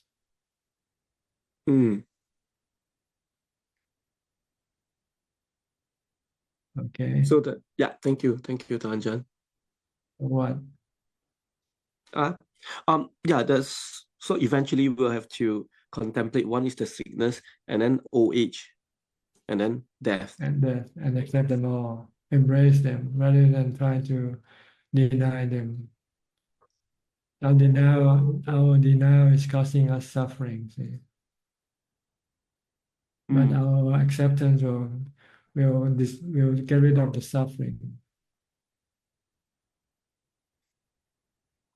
So when we want to get to first stage enlightenment, we will have to contemplate these three. This is the nature of the body, and the body is not you. The body is just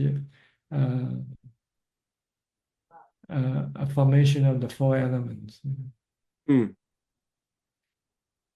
That you just happen to take possession of, like a car, like an automobile. You buy a car, you possess it, you own it for a while, then eventually the car will break down, then you have to give it up. But you're the driver. The driver continue on without the car. Same way with the body. Eventually the body will dissolve, will dissolve, return to the four elements. then the mind which possess the body will then go on to the next life. Whether how it goes on, that's a matter of training the mind. You can go on peacefully or you can go on unhappily. If you cling to anything, when you have to leave them, when you lose them, you will be sad when you're separated from them. But if you don't cling to them because you know that you're gonna have to lose them, then when you lose them, you don't feel any sadness.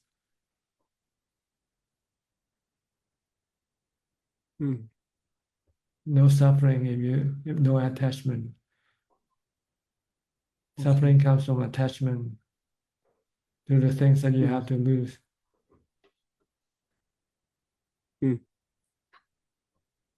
So don't cling to anything that you know you have to lose.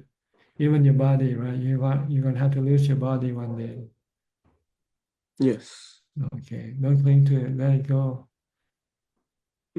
So, Ajahn, like if I train my mind, okay, I just let it go, then I don't have to worry about my next life. Like if I didn't get to enlightenment, like my next life will be somewhere, and we don't have to worry about that, right? But we just have to worry about that moment. I don't have to cling to my body. Well, there are few things that you do.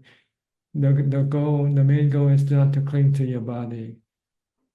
But the process of how not to cling to the body can sometimes be handled wrongfully.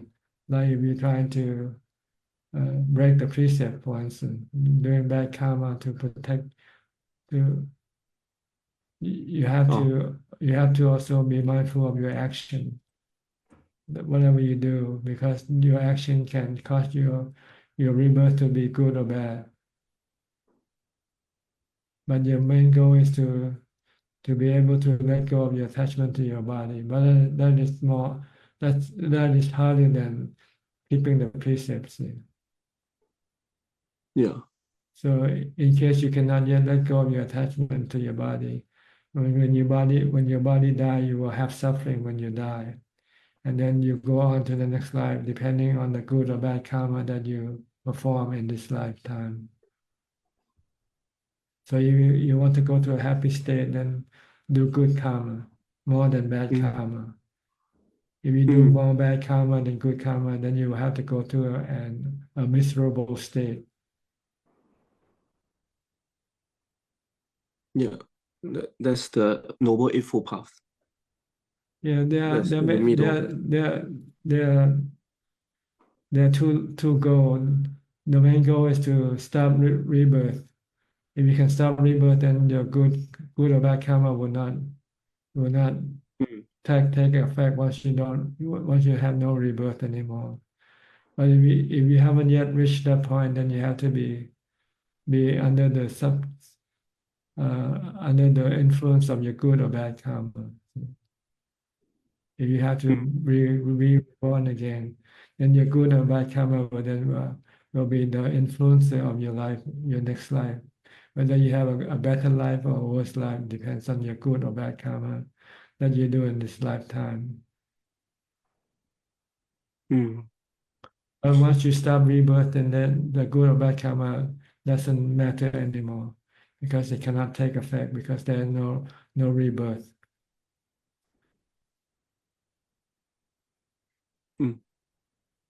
So these are two separate goals, but they go together. Your main goal is to stop rebirth. But if you haven't yet achieved in this lifetime, then you want to make sure that your rebirth is a good rebirth rather than a bad rebirth.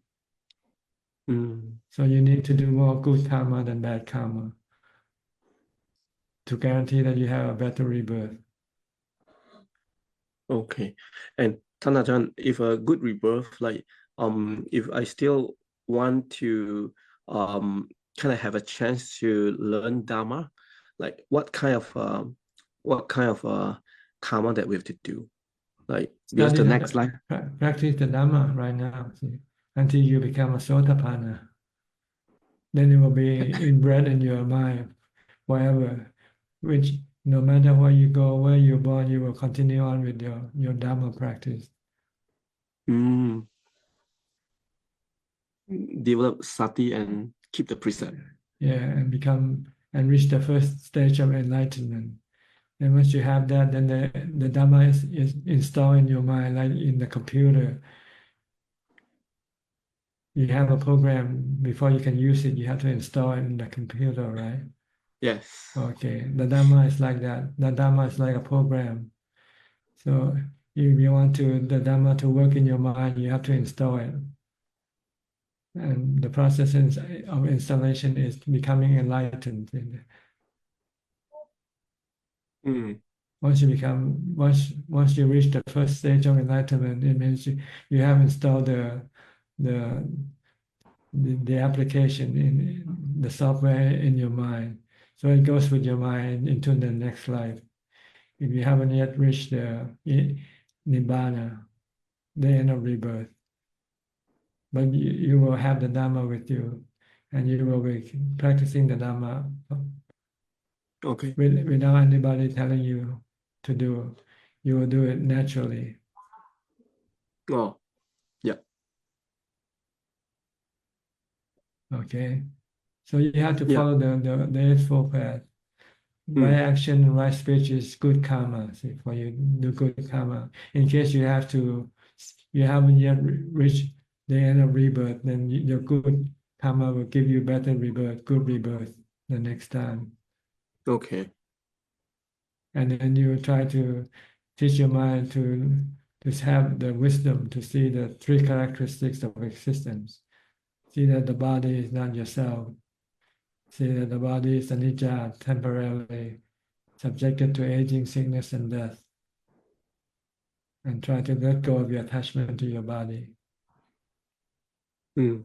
Once you can let go of the attachment, then whatever happens to the body will not cause you any pain, any suffering. Mm. And then you keep on practicing until you reach the fourth level of enlightenment. Then you stop rebirth completely. The first stage you will still make you return for a maximum of seven more rebirths before you can reach full enlightenment. You might have to come back 7 more times to finish the work. It depends on how hard you work. If you work hard, you might finish it in this lifetime. If you're lazy, then you might have to kick the bucket down the road. I'll do tomorrow, for instance. Do it next I'll do it lifetime. next lifetime. Let me enjoy first. Because the Sotapanna still wants to have a wife, have a family, wants to enjoy sensual pleasures. Yeah, still sensual pleasure. Okay, Yeah, thank you, Ajahn. you're welcome. Yeah, thank you. Next, Indira, where's Piao? Is he working? Good morning from Toronto, Ajahn. Yes, he had to. Yesterday was a holiday because of Thanksgiving. So a lot of patients today, so he had to go. Yes. But the discussion with Sri was very enlightening. Learned so much. And yes, thank you so much. And many other topics too was very close to my heart. So learned so much. Thank you. One thing I would like to just add is, I think it's Mike who said, like, sometimes when you practice loving kindness or, or a lot of times some people don't, you can be violated or abused. So what I feel is like some time ago, I felt this way too. But what I now think is, this is something from Ajahn Brahm that I picked when he was here. He always says, just like you said, common sense, he said, loving kindness coupled with wisdom will always, because that way, like, you don't get hurt, you use your common sense or wisdom at that time. So thank you so much. Yes. Yes, loving kindness is like medicine. Yes. When you use medicine, you have to use wisdom to know how much you should use. Yes. And when or how, who to use it to. That is so true. I learned it now. Yes. Okay. Thank you. You, Thank you, you, Ajahn. you just don't sign a blind check and say, okay, take the check and do whatever you want. True. So true. Okay. Yes. Thank you so You're much, welcome. Ajahn. Teruan Saranai. Next, Levan from California.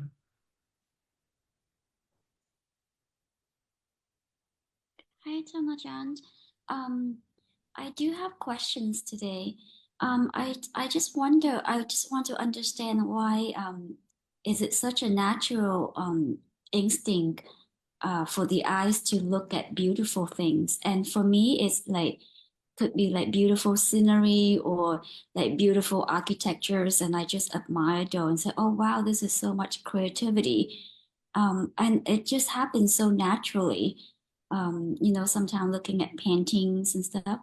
And I know that it's part of the sensual pleasure, like the enjoyment, but it just happens so quickly. And I wonder, I'm just curious about why it do that Because naturally. your mind has been programmed to do these things. It's been programmed like a computer program. So it reacts very quickly. As soon as you see something you like, you get a good feeling right away. And it's also the opposite is true. When you see something you don't like, you also react with bad feeling right away. Bad feeling will arise in your mind right away. And is that why you said that it's important for us not to have preference, like to practice not to have preference for things? Yes, because our preference will lead us to craving for something or craving for getting rid of something. Sometimes we can get them, sometimes we cannot get them. So when we cannot get them, then we become sad or unhappy. But if we don't have any preference, we just merely know them for what they are and have no cravings for them, then there will be no sadness or no suffering because you don't need them. See, the problem with our minds, we're not happy. We need something to make us happy. But the Buddha discovered that the mind can be happy with nothing by meditation. So once you meditate successfully, then you feel that you're happy without having to have anything. Then whatever you see, you can remain neutral. You don't have to like or dislike. You just merely see them and no reaction toward them, whether positive or attraction or negative attraction to them. Actually, this lead me to a question. I do like meditation, but sometimes there is a deep fear in me that if I meditate a lot, I won't be able to like functions. I mean, in terms of like, I still have responsibility like studying and other responsibility. Sometimes I feel like there's some part of me kind of afraid that if I meditate a lot, I just not able to function like a normal person. And I wonder, is it a valid fear or just my mind making up the things? Because you haven't studied the benefit of meditation. So this is just your own conjecture about meditation, which is not right. Look at the Buddha. He's the master of meditation. What did he do for the world?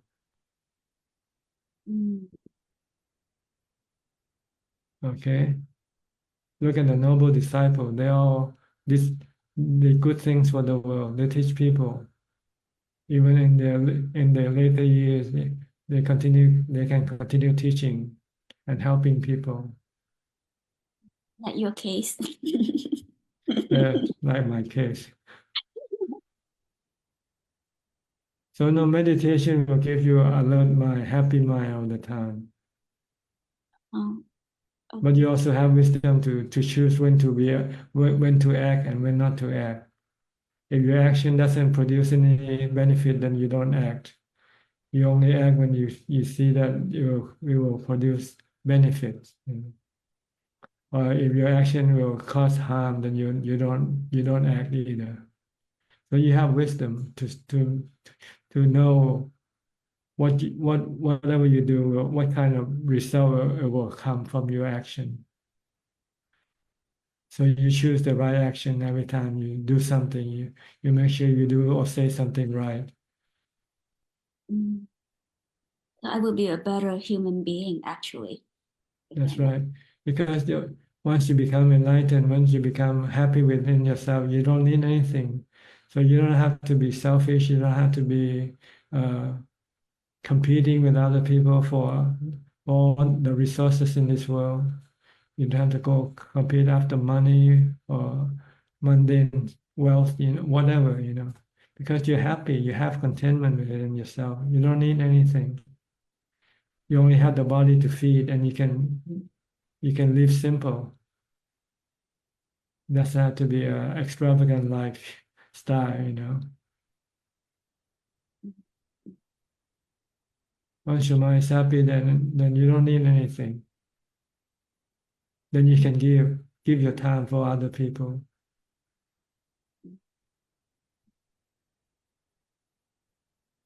Thank you, Ajahn. Thank you. All right. Okay. You're welcome. Next, Gary from Singapore. No question, Thanajan, just here to listen. Okay. Let's go to Saket now. Saket, Nita just came in earlier. Are you in California or are you in India? Hello, Ajahn. Yes, I'm in India right now. And sorry, I was actually trying to change my name on Zoom, and I think I somehow came to that. Doesn't matter. Doesn't matter. So, Ajahn, I had a couple of questions. One was that, sometimes there are friends who like to talk about the Dhamma. And then one such friend later realized that they aren't interested in meditation or anything of the sort. They just want to kind of, talk about Dhamma because that excites them or interests them. But then I was just wondering, we want to be respectful of the Dhamma as well. So is it okay to discuss the Dhamma with friends? And then is it okay to discuss the Dhamma with friends who seem to be only into it for intellectual reasons? Well, it's okay to discuss Dhamma. But as far as what people are gonna do with the Dhamma, it's up to them. You cannot force them.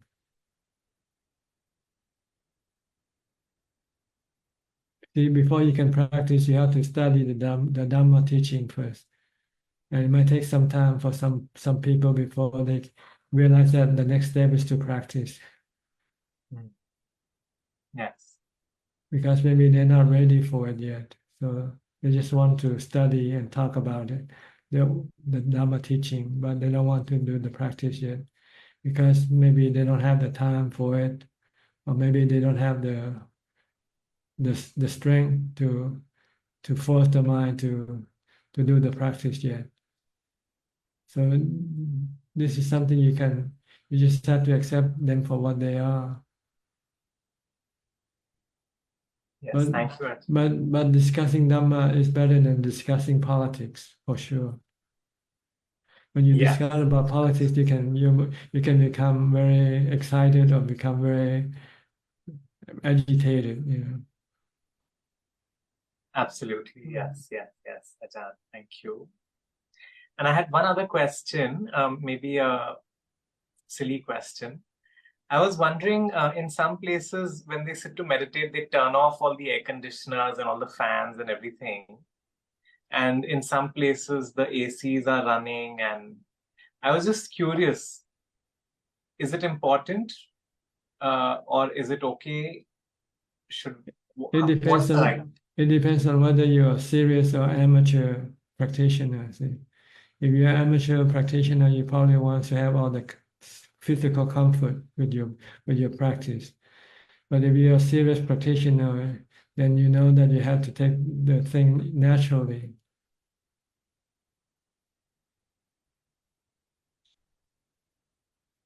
So you don't try to use anything to help in your meditation. You only use mindfulness. And as far as the surrounding conditions, like the temperature, you just let to accept them for what they are. You don't want to have to be in common with trying to adjust the temperature just to suit your physical comfort. Because if you meditate, you have to learn to accept the discomfort, the physical discomfort that comes with meditation. Like early on, I gave an answer that you have to eat once a day instead of 3 meals a day. This is having physical discomfort. But you need to have this thing in order to advance in your meditation practice. Because of the reason why you cannot advance in your meditation practice is because of your attachment to the physical comfort. People don't realize that. See. So they meditate with air condition or with fan or whatever.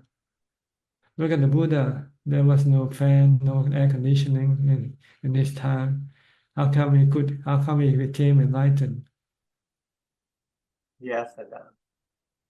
We study the Dhamma teaching, but we don't study the Dhamma practice of the Buddha and the noble disciple, how they practice, how they live.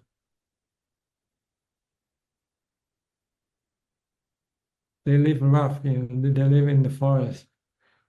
They have no houses. They live under caves. They're living under trees. But those are the places that will enable your meditation to proceed, to advance.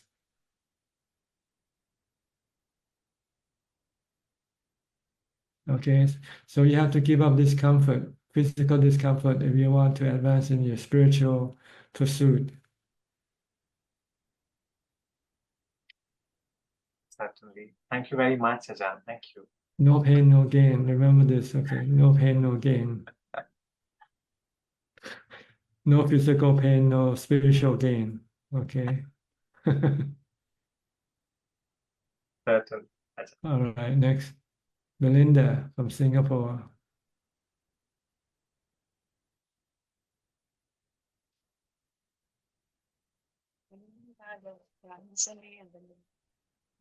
No question.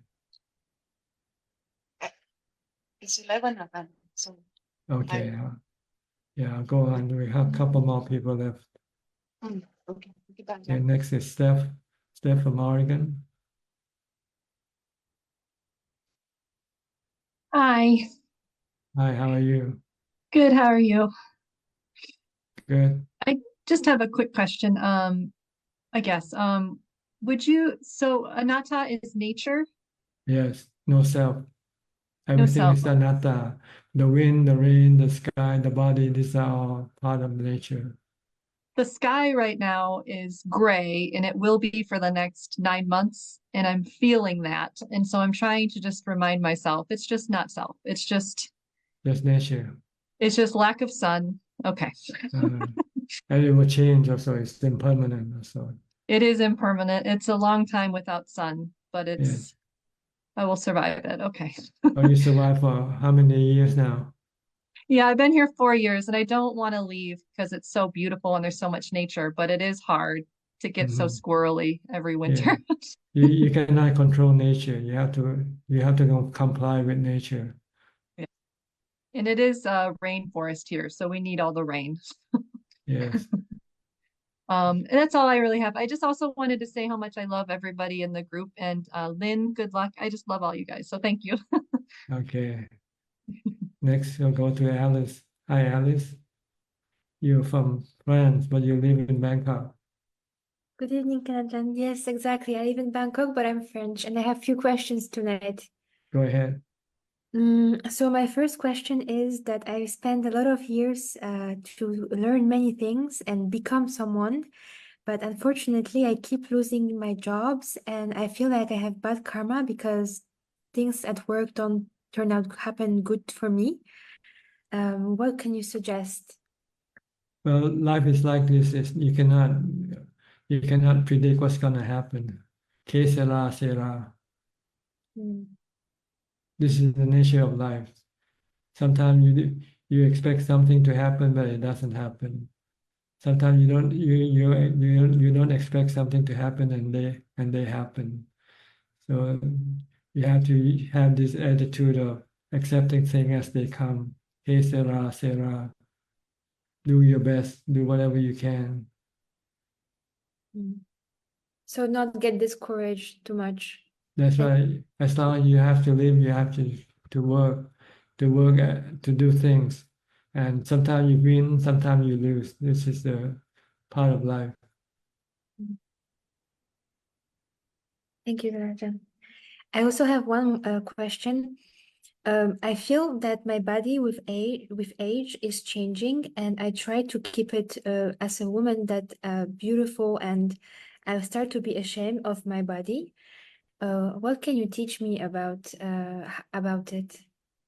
Well, the body will steadily become older and older with everyone. You know. So we are all the same. Eventually, we'll be old people, and eventually the body will stop breathing. Then the body will become a corpse. So we have to look at the cycle of the body from birth to death, and accept that this is the reality of the body that we cannot change, we cannot escape from. But we are not the body. We are just the user of the body.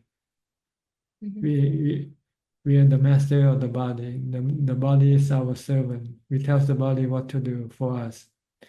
But the body will have to go get old, get sick, and die one day. So we just have to teach ourselves to accept this reality. If we can accept it, then there will be no bad feeling about it. We have bad feeling because we expect the body to stay beautiful, stay young all the time. That's because we lack the right information about the body. So we have to feed the right information, reminding ourselves that the body is constantly changing. It's constantly aging. It's going to get older and older, and someday it will get sick, and someday it will die. Once you teach the mind to accept this thing, then the mind will not react badly when this thing happens. Thank you. Understand? And one other question. Sometimes I don't know how to cope with my bad emotions that arise, and I turn to things that are not healthy for me, such as maybe alcohol or coffee, or things that I want to avoid that make me feel temporarily good, but not really solve my bad feelings. You have to practice meditation, learn how to meditate. Whenever you feel bad, you can use meditation to calm your mind, your bad feelings. They will disappear. But it might take time for you to be able to master your meditation practice. But you have to start to do it now. In the meantime, try to avoid doing things that can be harmful to you, even though they might be a temporary fix, but they can become a problem later on. Like drinking coffee, anything like that. Try to do something more positive, like running, jogging, doing something that is good for your body, that doesn't harm your body. When you feel bad, go jogging or do some running or do some exercising or something. And Or you can do some charity work also if you like when you feel bad. Go to help someone, help the needy, help the sick. This is a good way of dealing with your bad emotion. To do charity work, help other people, then it will make you feel good when you see that what you did can make people better, happier. Thank you, Ajahn. And one last question about my practice. I feel very often pain in both of my legs when I sit for too long. Is there a way to solve that? Well, if you're a beginner, you can sit on a chair instead. You cannot sit cross-legged and cause you painful feeling. Sit on a comfortable chair, not too comfortable, on a hard chair, so that you don't fall asleep when it's too comfortable. But if you want to be more of a hardcore practitioner, then you have to learn to accept the pain and leave the pain alone by concentrating on your meditation. If your mind becomes concentrated, then the pain will not bother you. But if you cannot yet deal with the pain, then try to sit in a chair or something that doesn't cause you any pain first. All right. Thank you. Thank you very much. Okay, you're welcome. And that's all the question you have for tonight. Okay. Maybe next time if you have any more questions, you're welcome to join. Okay, I think we'll go to Kunjup now for more questions if there's any. กราบนมัสการท่านอาจารย์ค่ะ We have 10 questions and they're all from Facebook this evening. The first set of questions are from Mini Pool. Dear Ajahn Suchart, it is said that the citta is permanent. If it is so, doesn't it mean that there is a soul reincarnating? This contradicts with what the Buddha teaches. No, the citta is one of the natural elements called the knowing element. The other natural elements are the earth element, the water element, the fire element, and the wind element. There are no soul in this element. They're just elements. And what will happen to the citta when an arahant temporarily enters into Nirodha Samapatti? Well, it just stop functioning temporarily. That's all. The function of the mind stop functioning. Like the thinking, the feeling, the perception, they stop temporarily when you enter into jhana. But when you come out, it will start to continue functioning again. What will happen when an arahant dies? The knowing element remains, but doesn't the Buddha say that the nama and rupa will be ceased without remainder?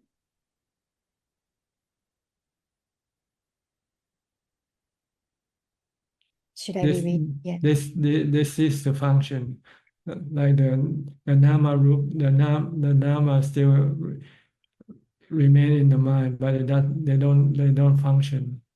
They stop working, and the body there's no new body. So they're just the knowing alone, living alone by itself. It doesn't have any need to think anymore. So it doesn't. The thinking function stop. The feeling function stop, the perception function stop. All that is left with just a knowing element. The knowing the knowing property, which is not a function, is part of the knowing element. It's a property of the knowing element. It's the knowing. And the last question from Mini is, may I ask, does an arahant still have defilement, but their citta won't stick to them? Well, it's the same thing. They no longer use the defilement anymore. There's no defilement really. No greed, no hate, no delusion in the mind. And the next questions are from Pauline Soon. This is a question about walking and sitting meditation. Do we need to walk until the mind is mindful and then we sit? Is it compulsory to walk? Well, if you cannot sit and meditate successfully, then you might have to walk first to establish more mindfulness. Once you have enough mindfulness to sit, then you continue, then you sit. But if you can sit without walking and you can meditate without the need for walking, then there's no need to walk. You can start sitting and meditating right away. It depends on how strong your mindfulness is when you meditate. If your mindfulness is not strong enough to meditate, then you might have to do walking meditation first to establish more mindfulness. Once you think you have more mindfulness and able to sit and meditate, then you sit and meditate. Can a meditator practice reflection on anatta to remind the mind? And can it help to improve the meditation progress? Yes, this is part of wisdom. So which sometimes wisdom can also help calm the mind down. But it depends on the situation also. But generally, you use mindfulness to calm the mind. But occasionally, sometimes using wisdom like anatta, like the body is anatta, the body is the four element, the body will die, for instance. Then it might stop your mind from worrying too much about everything else, So it depends. You can whether it's applicable or not. It depends on the situation. When you use wisdom to calm your mind down. The next question is from Metta Vandana. Hi, Ajahn. Please explain the difference between the knower and the knowing. If we say there is a knower, we are creating a self. But if we say there is only a knowing, then who is the one who is observing all this process? Thank you for Ajah's teachings. The knowing is the one that observes the knowing is observing. See, there's no knower. There are no actor. There are action, but no actor. There is knowing, but there's no knower. They all function. The next question is from Sulan. Hope you are well, Ajahn. May I ask, what is the most suitable gift for monks for the Katina? Thank you. Well, usually the most suitable one is food, I guess. We have to eat every day. So you can give food if you like. Next is we usually have enough rope already because rope barely we change the rope once a year, maybe when it gets old or it's torn or something like that. But what we need every day is food, And next is medicine, probably, when we get sick. And housing, but we already have housing, so so basically all we need is food, really. But you have to give it once in the morning, that's all. We cannot keep the food overnight. All the food that we collect today, we have to give up once we finish eating. We're not supposed to store any food.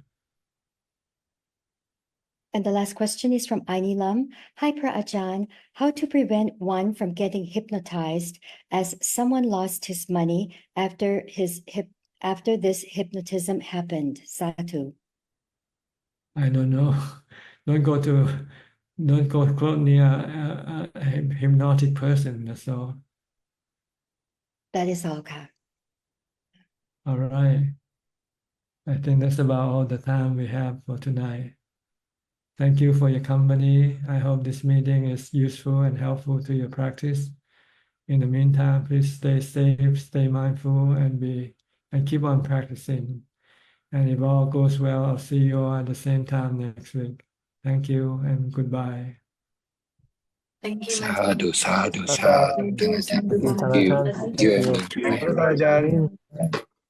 Thank you. Good night, everyone.